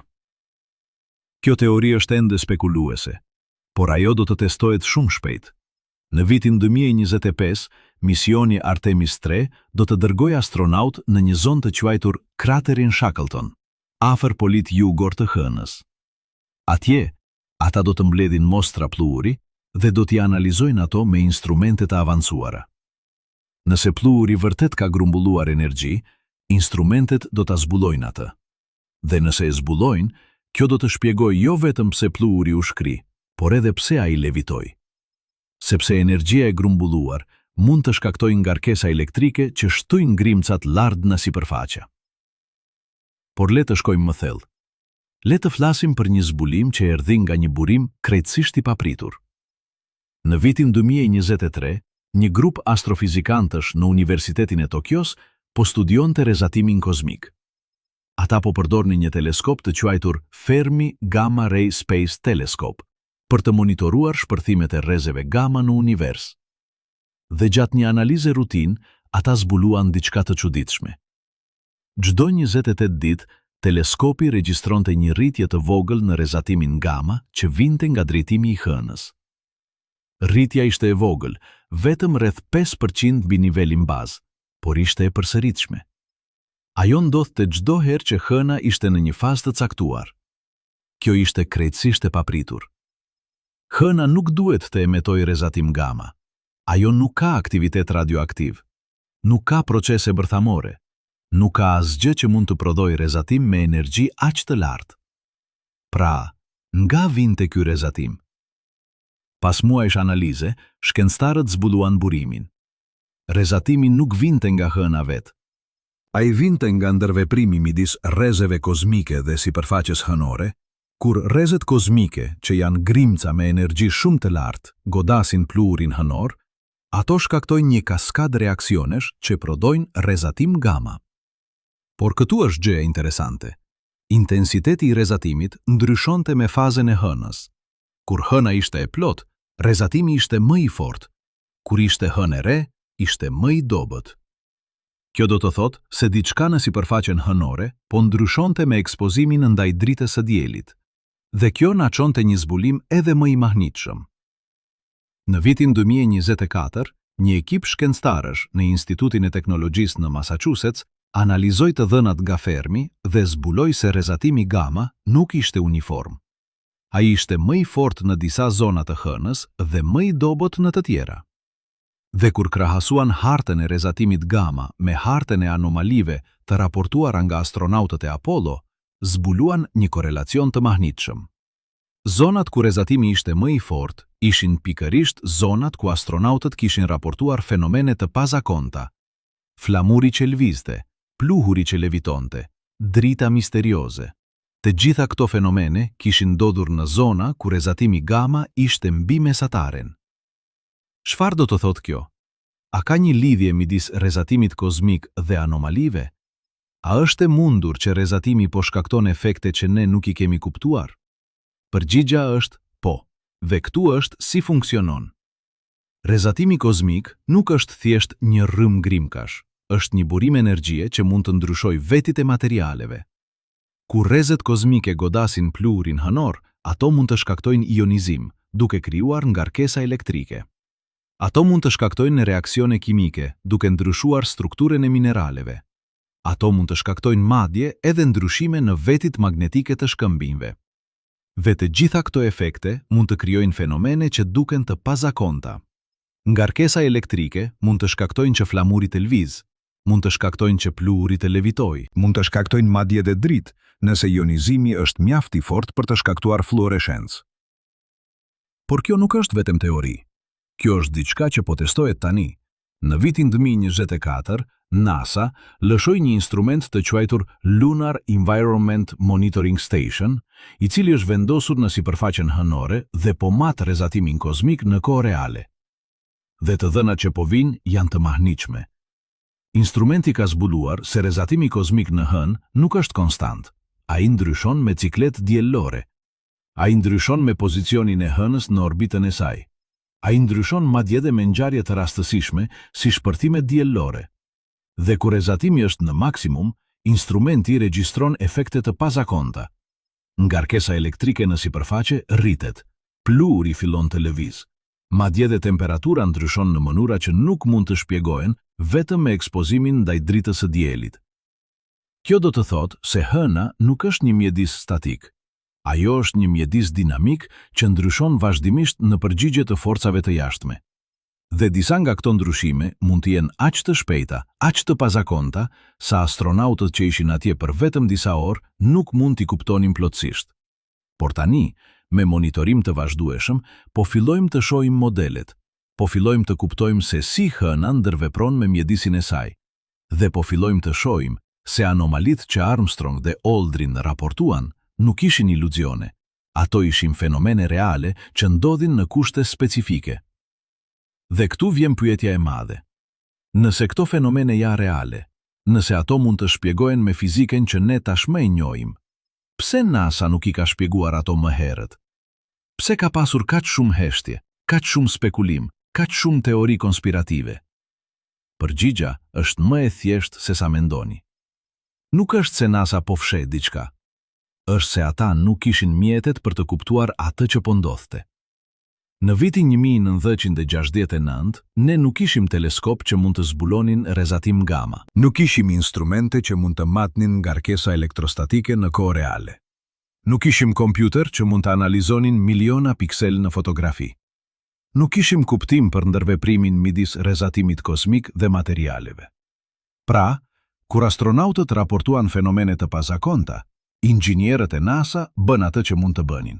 Ata kontrolluan instrumentet, ata rishikuan procedurat, ata kërkuan shpjegime të thjeshta, dhe kur nuk gjeten asnjë, ata thjesht i regjistruan fenomenet dhe vazhduan përpara. sepse misioni i Apollo 11 nuk ishte për të studiuar anomali. Ishte për të vërtetuar se njerëzit mund të zbresin në hënë dhe të kthehen të sigurt. Dhe në atë aspekt, misioni ishte një sukses i plot. Por tani, 55 vjet më vonë, ne po kthehemi te ato të dhëna me sy të rinj. Po i analizojmë ato me mjete që Armstrong dhe Aldrin nuk mund t'i imagjinonin, dhe po zbulojmë se ato fenomene që dukeshin të pazakonta në atë kohë, tani po fillojnë të kenë kuptim. Le të flasim për një zbulim specifik që ndodhi vetëm disa muaj më parë. Në tetor të vitit 2023, një ekip shkencëtarësh në Universitetin e Arizonës publikoi një studim në revistën Science që ndryshoi tërësisht kuptimin ton për pluhurin hënor. Ata kishin analizuar mostra pluhuri që ishin sjell nga Apollo 11, duke përdorur një teknik të quajtur spektroskopi Raman. Kjo teknik lejon shkencëtarët të shohin strukturën molekulare të materialeve në nivel atomik, dhe ajo që zbuluan ishte krejtësisht e papritur. Pluhuri hënor nuk është thjesht shkëmb i thërmuar. Ai ka një strukturë shumë më komplekse. Në sipërfaqen e çdo grimce pluhuri ka një shtresë holl e quajtur patina, e formuar nga rrezatimi diellor gjatë miliona vitesh. Kjo patin përmban atome të ionizuara, molekula organike, madje edhe kristale të vogla që nuk ekzistojnë në tokë. Dhe këtu është gjëja më interesante. Kur kjo patin eksponohet ndaj dritës së diellit, ajo fillon të emetojë elektrone. Kjo quhet efekti fotoelektrik, i njëjti efekt që Einstein shpjegoi në vitin 1905 dhe që i fitoi çmimin Nobel. Por në hënë, efekti fotoelektrik është shumë më i fortë se sa në tokë, sepse nuk ka atmosferë që të absorbojë rrezatimin ultraviolet. Çdo grimc pluhuri është drejt për drejt e ekspozuar ndaj rrezatimit më të fortë që dielli mund të prodhojë. Dhe kur grimcat emetojnë elektrone, ato marrin ngarkesë pozitive. Dhe kur shumë grimca marrin ngarkesë pozitive në të njëjtën kohë, ato fillojnë të shtyjnë njëra tjetrën. Kjo shtytje është aq e fortë sa grimcat mund të ngrihen nga sipërfaqja dhe të fillojnë të levitojnë. Kjo shpjegon pse Armstrong dhe Aldrin pan pluhur që levitonte. Nuk ishte magjik, ishte fizik. Por ishte një lloj fizike që ne nuk e kishim kuptuar plotësisht në atë kohë. Dhe këtu është gjëja më e mahnitshme. Kur shkencëtarët llogaritën sa lart mund të ngrihet pluhuri me këtë mekanizëm, zbuluan se ai mund të arrijë lartësi deri në 1 metër mbi sipërfaqe. Pikrisht lartësinë që astronautët raportuan. Por kjo nuk është gjithçka. Studimi zbuloi gjithashtu se pluhuri që levitoi mund të formojë struktura. Grimcat e ngarkuara shtyjnë njëra tjetrën, por ato gjithashtu tërhiqen nga fusha elektrike të tjera, dhe në kushte të caktuara ato mund të formojnë vargje, spirale, madje edhe forma geometrike. A mund të ishin këto strukturat ato që astronautët pamë si dritë misterioze? A mund të ishte pluhuri ngarkuar duke reflektuar dritën e diellit në mënyra të pazakonta? Kjo është një hipotezë që po testohet tani. Në vitin 2025, misioni Artemis do të dërgojë një kamerë me shpejtësi të lartë që mund të filmojë pluhurin në lëvizje. Nëse pluhuri vërtet formon struktura, kamera do t'i kap ato. Por le të kthehemi te anomalia më e vështirë. Anomalia që më së shumti sfidoi fizikën tonë. Kronometrat që ishin para me 7 sekonda. Kjo është anomalia që askush nuk ka mundur ta shpjegojë plotësisht. Sepse koha, sipas relativitetit të Einstein, nuk duhet të ndryshojë aq shumë në një periudhë aq të shkurtër. Diferenca midis kohës në hënë dhe kohës në tokë duhet të jetë vetëm disa mikrosekonda në ditë, jo 7 sekonda në disa orë. Por në janar të vitit 2024, një ekip fizikantësh në Universitetin e Oxfordit publikoi një studim që mund të ketë gjetur përgjigjen. Ata propozuan se diferenca nuk ishte në rrjedhën e kohës, por në mënyrën se si kronometrat e matnin atë. Kronometrat që Armstrong dhe Aldrin përdorën ishin orë mekanike të bazuara në lëkundje të një rotëze. Këto orë janë shumë të sakta në tokë, por në hënë, ku graviteti është më i ulët, lëkundjet ndodhin me një frekuencë pak të ndryshme. Shkencëtarët llogaritën se në gravitetin e hënës, një orë mekanike do të ecte rreth 0.001 për 100 më shpejt se në tokë. Kjo tingëllon si një diferencë e vogël, por gjatë disa orëve ajo mund të grumbullohet në disa sekonda. Por edhe kjo nuk shpjegon plotësisht 7 sekonda. Pra, çfarë tjetër mund të ketë kontribuar? Studimi propozoi se mund të ketë pasur edhe efekte termike. Kronometrat ishin të ekspozuara ndaj temperaturave ekstreme në hënë, dhe ndryshimet e temperaturës mund të ndikojnë në vetit mekanike të rotëzës duke ndryshuar frekuencën e lëkundjeve. Kur shkencëtarët morën parasysh të dy efektet, graviteti dhe temperatura, ata zbuluan se diferenca e parashikuar ishte pikërisht rreth 7 sekonda. Pikërisht ajo që Armstrong dhe Aldrin raportuan. Kjo ishte një zbulim i madh, sepse për herë të parë ne kishim një shpjegim të plot për anomalinë më misterioze. Dhe shpjegimi nuk kërkonte fizikë të re, kërkonte vetëm një kuptim më të mirë të fizikës që tashmë e njohim. Por edhe me këtë shpjegim ka ende pyetje. Sepse nëse kronometrat ishin të pasakta, pse NASA nuk e zbuloi këtë më herët? Pse nuk testuan kronometrat në kushte hënore para se t'i dërgonin? Përgjigjja është se ata e testuan, por ata e testuan në një dhomë vakuumi në tokë, ku graviteti ishte normal. Ata nuk mund të simulonin gravitetin e ulët të hënës. Pra, efekti gravitacional nuk u zbulua derisa kronometrat ishin vërtet në hënë. Dhe kjo na mëson një mësim të rëndësishëm. Nuk mund të parashikojmë gjithçka, nuk mund të testojmë gjithçka. Ndonjëherë duhet të shkojmë atje dhe të zbulojmë vetë. Dhe kjo është pikërisht ajo që po bëjmë tani. Po kthehemi në hënë, jo vetëm për të eksploruar, por për të kuptuar, për të testuar hipotezat tona, për të zbuluar se çfarë kemi humbur herën e parë. Le të flasim tani për një aspekt që shpesh injorohet, aspektin njerëzor. Sepse Armstrong dhe Aldrin nuk ishin vetëm shkencëtar, ata ishin njerëz që po jetonin një përvojë që askush tjetër nuk e kishte jetuar. Ata ishin në një vend ku asnjë qenie njerëzore nuk ishte qenë më parë. Dhe kjo përvojë ndikoi në mënyrën se si ata perceptuan atë që pan. Në vitin 2022, një ekip psikologësh në Universitetin e Stanfordit studioi raportet e astronautëve të Apollo dhe zbuloi diçka interesante. Shumë astronautë raportuan fenomene që dukeshin të pazakonta në atë moment, por që më vonë u shpjeguan si iluzione optike ose efekte psikologjike. Për shembull, disa astronautë raportuan se pan yje që lëviznin. Të tjerë raportuan se dëgjuan tinguj që nuk duhej të ekzistonin. Të tjerë raportuan se ndjenjen se dikush tjetër ishte atje me ta. Këto fenomene nuk ishin shenja të çmenduri. Ato ishin përgjigje normale të trurit njerëzor ndaj një mjedisi krejtësisht të ri.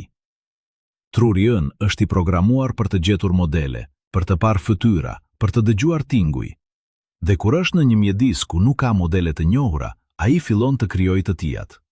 Pra, a është e mundur që disa nga anomalitë që Armstrong dhe Aldrin raportuan ishin iluzione? A është e mundur që flamuri nuk lëvizte vërtet, por ata mendonin se po lëvizte sepse truri i tyre po kërkonte lëvizje? Kjo është një pyetje e vështirë, sepse ne nuk mund të dimë me siguri se çfarë pan ata. Ne mund të analizojmë fotografitë, mund të studiojmë të dhënat, por nuk mund të hyjmë në mendjet e tyre dhe të shohim botën siç e pan ata.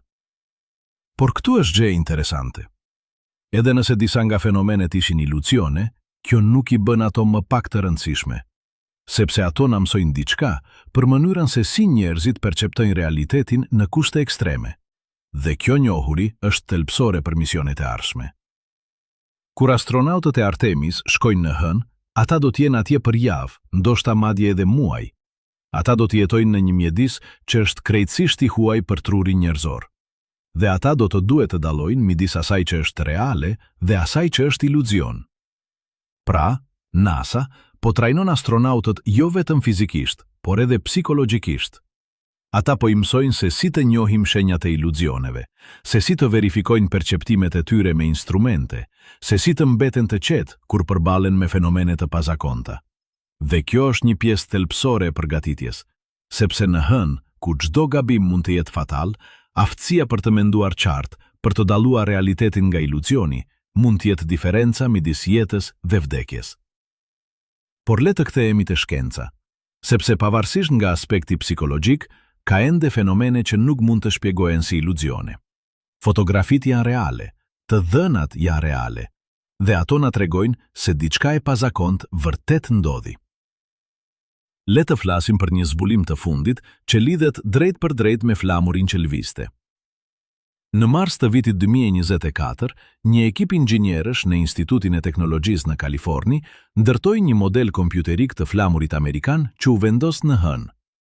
Ata simuluan çdo aspekt të flamurit, pëllhurën, shufrat metalike, mënyrën se si ishte montuar. Dhe ata e vendosën këtë model në një simulim të mjedisit hënor. Temperatura, rrezatimi, vakumi. Dhe pastaj ata e lëshuan simulimin dhe e vëzhguan se çfarë ndodhte. Rezultatet ishin të mahnitshme. Flamuri filloi të lëviz. Jo për shkak të erës, sepse nuk ishte erë në simulim, por për shkak të tensionit termik. Kur flamuri kaloi nga hija në dritën e diellit, temperatura e tij u rrit me qindra grad. Kjo shkaktoi që pëllhura të zgjerohej, dhe kur pëllhura u zgjerua, ajo krijoi vallë të vogla që u dëtuan përgjatë sipërfaqes. Këto vallë ishin aq të vogla sa ishin pothuajse të padukshme. Por në kushtet e hënës, ku nuk ka fërkim ajri për t'i frenuar, ato mund të vazhdojnë për minuta të tëra. Dhe këtu është gjëja më interesante. Kur inxhinierët krahasuan lëvizjen e simuluar me videon që Armstrong filmoi, ata zbuluan një përputhje pothuajse të përsosur. Flamuri në simulim lëvizte saktësisht siç lëvizte flamuri real. Kjo ishte një konfirmim i fuqishëm, sepse për herë të parë ne kishim një shpjegim të plot, të testuar, të verifikuar për një nga anomalit më të famshme. Flamuri nuk lëvizte për shkak të erës, nuk lëvizte për shkak të një forcë misterioze, lëvizte për shkak të tensionit termik, një fenomen që ne e kuptojmë mirë, por që nuk e kishim marrë parasysh në kushtet unike të hënës. Dhe kjo na çon te një përfundim i rëndësishëm. Shumica e anomalive që Armstrong dhe Aldrin raportuan nuk janë shenja të fenomeneve të reja, misterioze. Ato janë shenja të fenomeneve të njohura që ndodhin në mënyra të pazakonta në kushtet unike të hënës. Flamuri lëviz për shkak të tensionit termik, pluhuri levitoi për shkak të efektit fotoelektrik. Drita vjen nga triboluminescenca. Tingujt shkaktojnë nga rezonanca termike. Dhe kronometrat ishin para për shkak të efekteve gravitacionale dhe termike. Të gjitha këto fenomene janë të kuptueshme. Të gjitha mund të shpjegohen me fizikën që ne tashmë e njohim. Nuk ka nevojë për teori të reja, nuk ka nevojë për fenomene misterioze, nuk ka nevojë për jashtëtoksor. Por edhe me këto shpjegime, ka ende diçka që na shqetëson, diçka që na bën të pyesim nëse vërtet e kemi kuptuar gjithçka. Sepse nëse këto fenomene janë aq të thjeshta, nëse ato mund të shpjegohen me fizikën që ne e njohim, pse na duhen 55 vjet për t'i kuptuar? Pse shkencëtarët më të mirë në botë, me teknologjinë më të avancuar, nuk mund t'i shpjegonin ato më herët? Përgjigja është se shkenca nuk funksionon kështu. Shkenca nuk është një proces linear ku zbulojmë të vërtetën dhe pastaj vazhdojmë përpara. Është një proces iterativ, ku bëjmë hipoteza, i testojmë ato, gabuam, mësojmë dhe provuam përsëri. Dhe ndonjëherë procesi merr kohë. Ndonjëherë duhet të presim për teknologjinë e duhur, ndonjëherë duhet të presim për të dhënat e duhura. Ndonjëherë duhet të presim për mendjen e duhur që të bëjë lidhjen që të tjerët nuk e kanë parë. Dhe kjo është pikërisht ajo që ndodhi me anomalitë e Apollo 11. Ne nuk kishim teknologjinë për t'i kuptuar ato në vitin 1969. Por tani, me teleskop që mund të zbulojnë rrezatim gama, me instrumente që mund të matë ngarkesa elektrostatike, me kompjuter që mund të simulojnë tension termik, me kuptim për efektin fotoelektrik dhe triboluminescencën, tani po fillojnë të shohim qartë. Dhe kjo është arsyeja pse shkenca është kaq emocionuese. Nuk është se ne kemi të gjitha përgjigjet, është se ne po i zbulojmë ato, një nga një, hap pas hapi. Por le të jemi të sinqertë, edhe me të gjitha këto shpjegime, ka ende një ndjenjë se diçka na shpëton. Një ndjenjë se hëna ka ende sekrete që ne nuk i kemi zbuluar.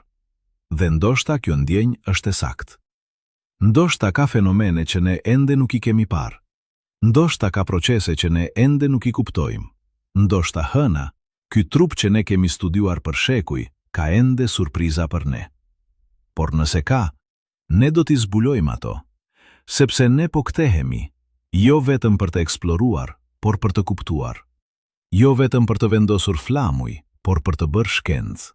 Dhe kur astronautët e Artemis zbresin në hënë, ata do të kenë një mision të qartë. Jo vetëm të ecin në sipërfaqe, por të vëzhgojnë, të matë, të testojnë. Të konfirmojnë ose të hedhin poshtë hipotezat që ne kemi ndërtuar.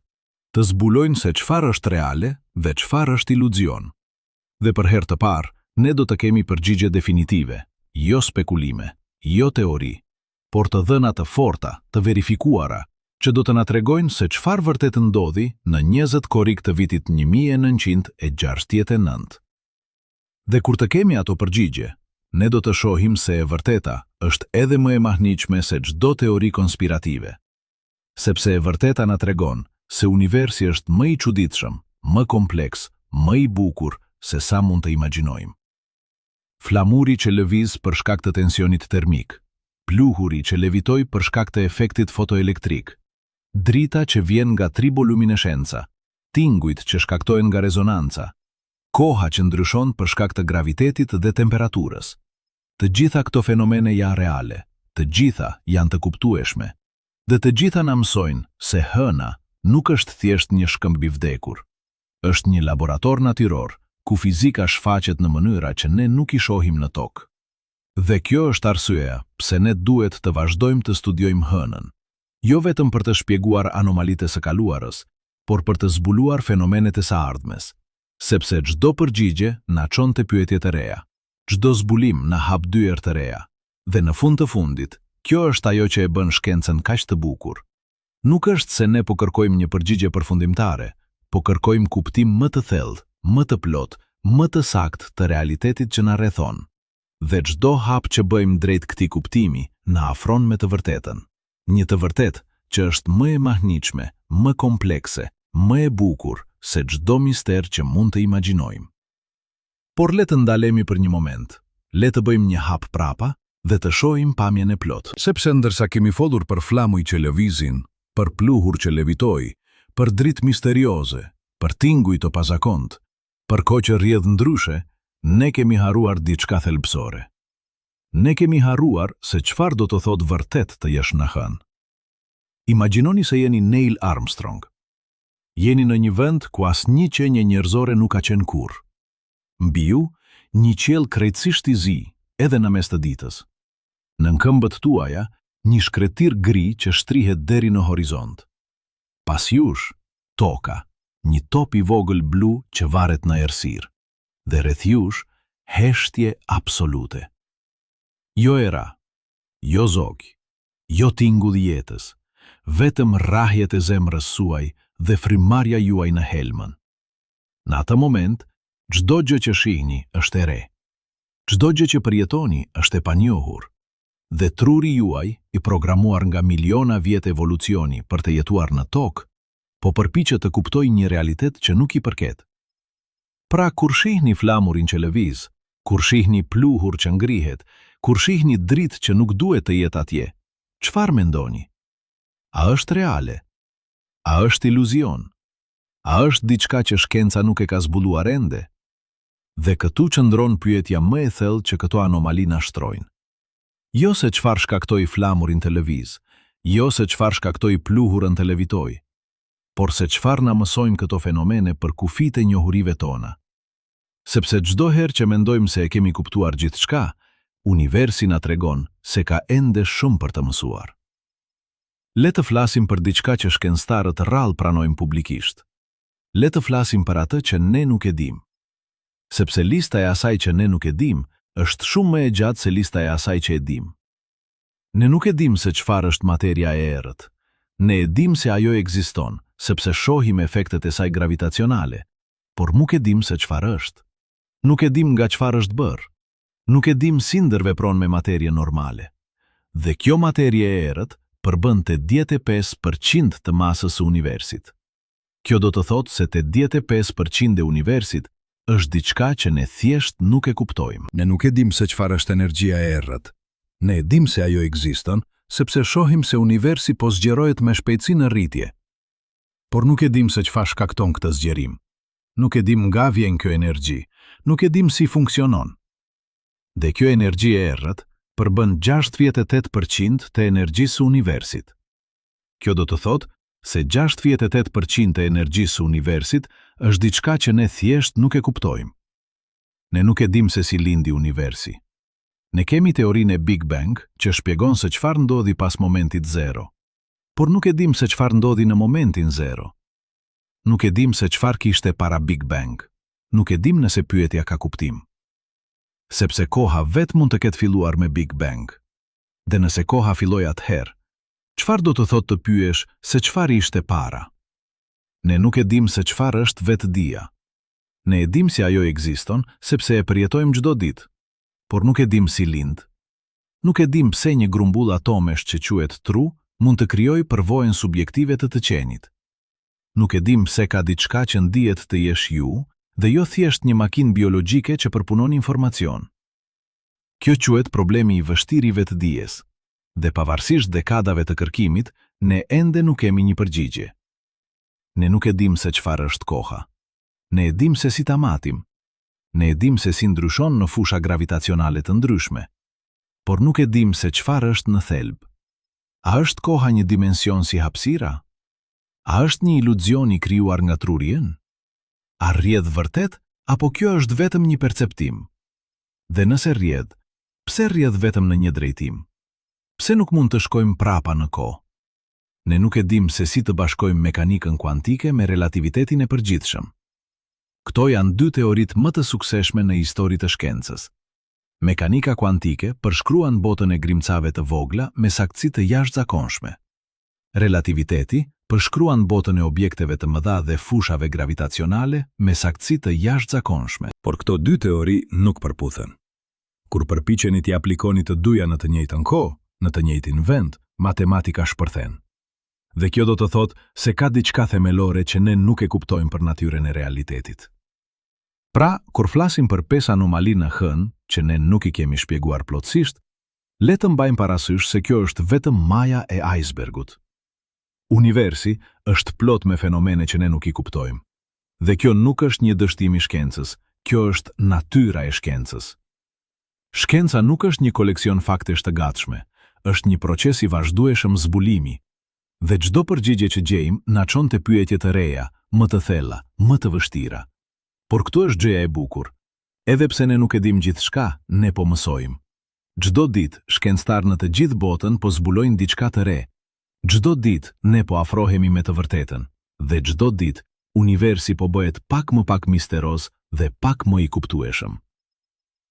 Le të kthehemi te hëna, sepse hëna, në një mënyrë, është një metaforë për gjithë procesin shkencor. Për shekuj, ne kemi shikuar hënën nga toka, e kemi studiuar me teleskop, kemi ndërtuar teori për atë që është, dhe pastaj, në 20 korrik të vitit 1969, ne shkuam atje.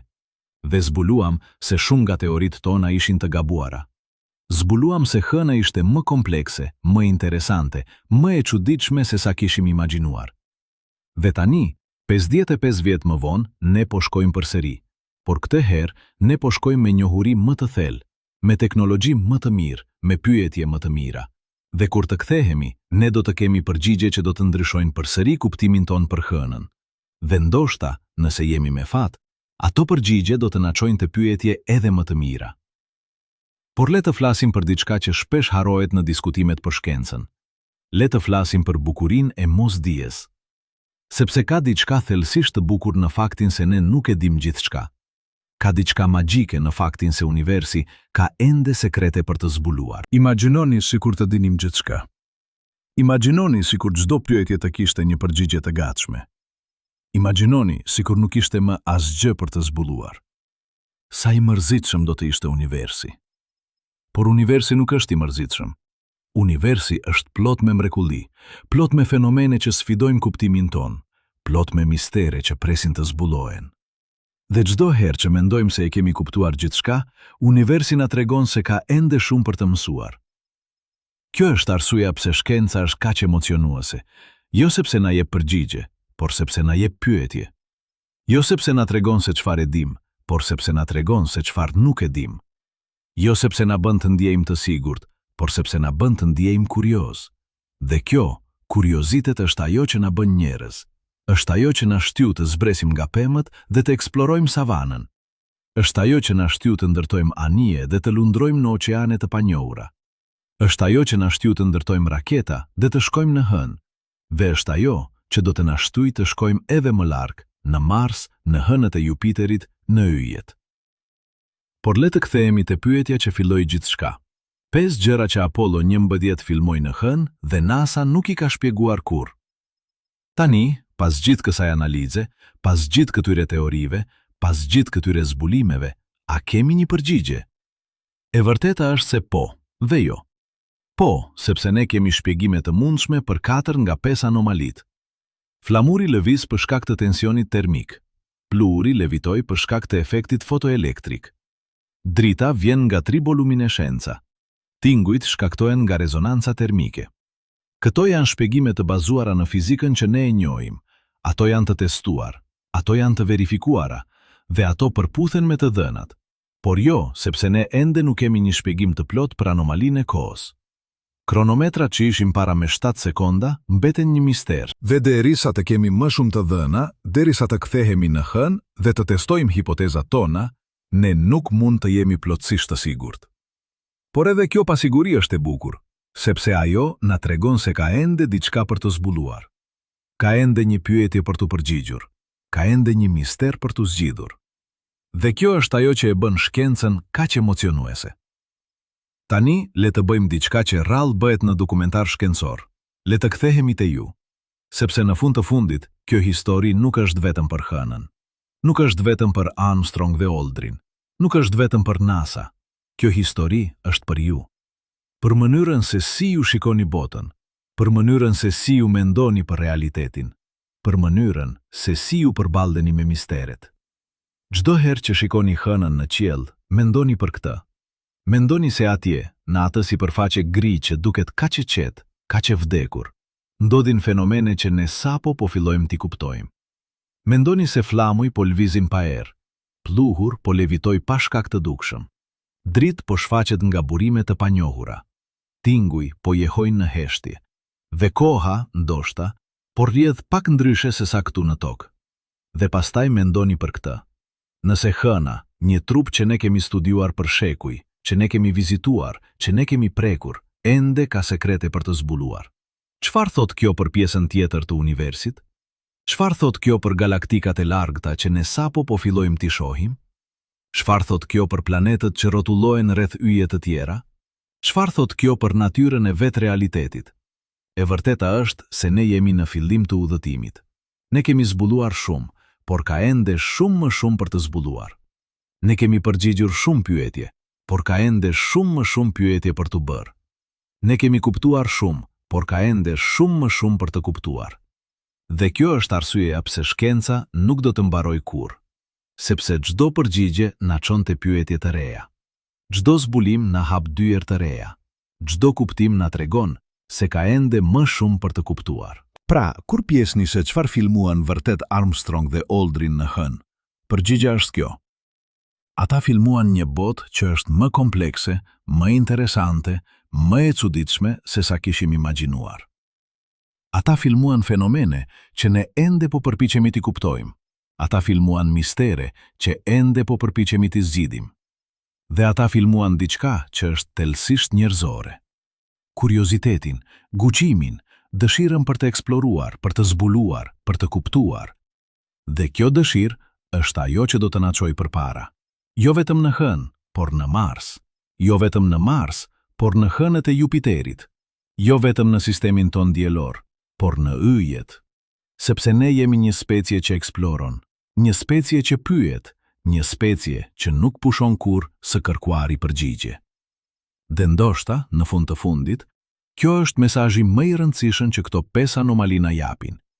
Jo se çfarë shkaktoi flamurin të lëviz, jo se çfarë shkaktoi pluhurën të levitoj, por se ne jemi një specie që nuk pranon kurrë mosdijen si përgjigje përfundimtare.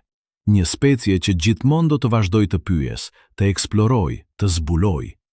Sepse në fund të fundit, ne nuk jemi vetëm atome që lëvizin në hapësirë. Ne jemi universi që po përpiqet të kuptoj veten. Ne jemi materia që është bërë vetëdijshme. Ne jemi yjet që kanë mësuar të mendojnë. Dhe kjo është mrekullia më e madhe e të gjitha. Pra, herën tjetër që shikoni hënën, mos mendoni vetëm për flamuj që lëvizin ose plurën që levitoj. Mendoni për faktin se ju, një qenie e bërë nga atome që u krijuan në zemrën e yjeve, po shikoni një trup qiellor që dikur ishte pjesë e tokës.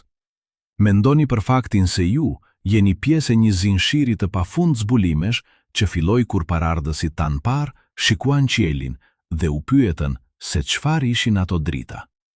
Mendoni për faktin se ju jeni pjesë e një historie që ende po shkruhet, një historie që do të vazhdoj shumë pas jush. Dhe ndoshta, vetëm ndoshta, kjo është përgjigja më e mirë që mund t'i japim pyetjes që filloi gjithçka.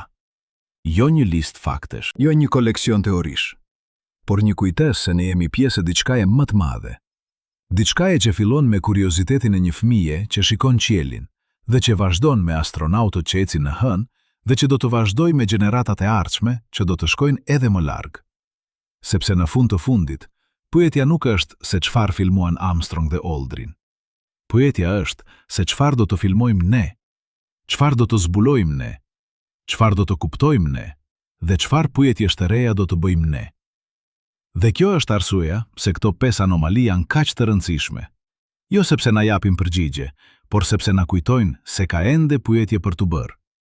Jo sepse na tregojnë se çfarë e dim, por sepse na tregojnë se çfarë nuk e dim. Jo sepse na bëjnë të ndjejmë të sigurt, por sepse na bëjnë të ndjejmë kurioz. Dhe kjo kuriozitet është dhurata më e madhe që universi mund të na jap. Sepse ajo është ajo që na bën njerëz, ajo është ajo që na jep kuptim, ajo është ajo që na bën të ndjejmë të gjallë. Pra, ndërsa mbyllim këtë histori, le të mbajmë parasysh se kjo nuk është një fund. Kjo është një filim. Filimi i një epoke të re të eksplorimi. Filimi i një epoke të re të zbulimi. Filimi i një epoke të re kuptimi. Sepse ne po kthehemi në hënë, dhe këtë herë ne po shkojmë për të qëndruar. Dhe kur të shkojmë, ne do të marrim me vete të gjitha pyetjet që këto 5 anomali kanë ngritur, dhe do të kërkojmë përgjigje, jo sepse duhet, por sepse nuk mund të ndalojmë, sepse kjo është ajo që na bën njerëz. Kjo është ajo që na bën të veçantë. Kjo është ajo që na bën të gjallë. Dhe ndoshta, vetëm ndoshta, kur të kthehemi me ato përgjigje, ne do të zbulojmë se universi është edhe më i mahnitshëm se sa kishim imagjinuar, edhe më kompleks, edhe më i bukur, edhe më plot me mrekulli, sepse kjo është natyra e zbulimit. Çdo përgjigje na çon të pyetje të reja. Çdo kuptim na tregon se ka ende më shumë për të kuptuar. Çdo hap përpara na tregon se rruga është ende e gjatë, por kjo është bukuria e udhëtimit. Jo destinacioni, por vetë udhëtimi. Jo përgjigja, por pyetja. Jo siguria, por kurioziteti. Pra, a e dim tani se çfarë filmuan Armstrong dhe Aldrin në hënë? Po dhe jo. Po, sepse kemi shpjegime për shumicën e fenomeneve. Jo, sepse ka ende mistere që presin të zbulohen. Por ndoshta kjo është pikërisht ajo që e bën këtë histori kaq të bukur. Fakti se ajo nuk ka një fund të qartë. Fakti se ajo vazhdon. Fakti se ju, duke dëgjuar këto fjalë, jeni pjesë e saj. Sepse çdo herë që shikoni hënën dhe pyesni veten se çfarë sekretesh ajo ende fsheh, ju jeni duke vazhduar udhëtimin që filloi me Armstrong dhe Aldrin. Ju jeni duke vazhduar kërkimin që ka zgjatur për shekuj.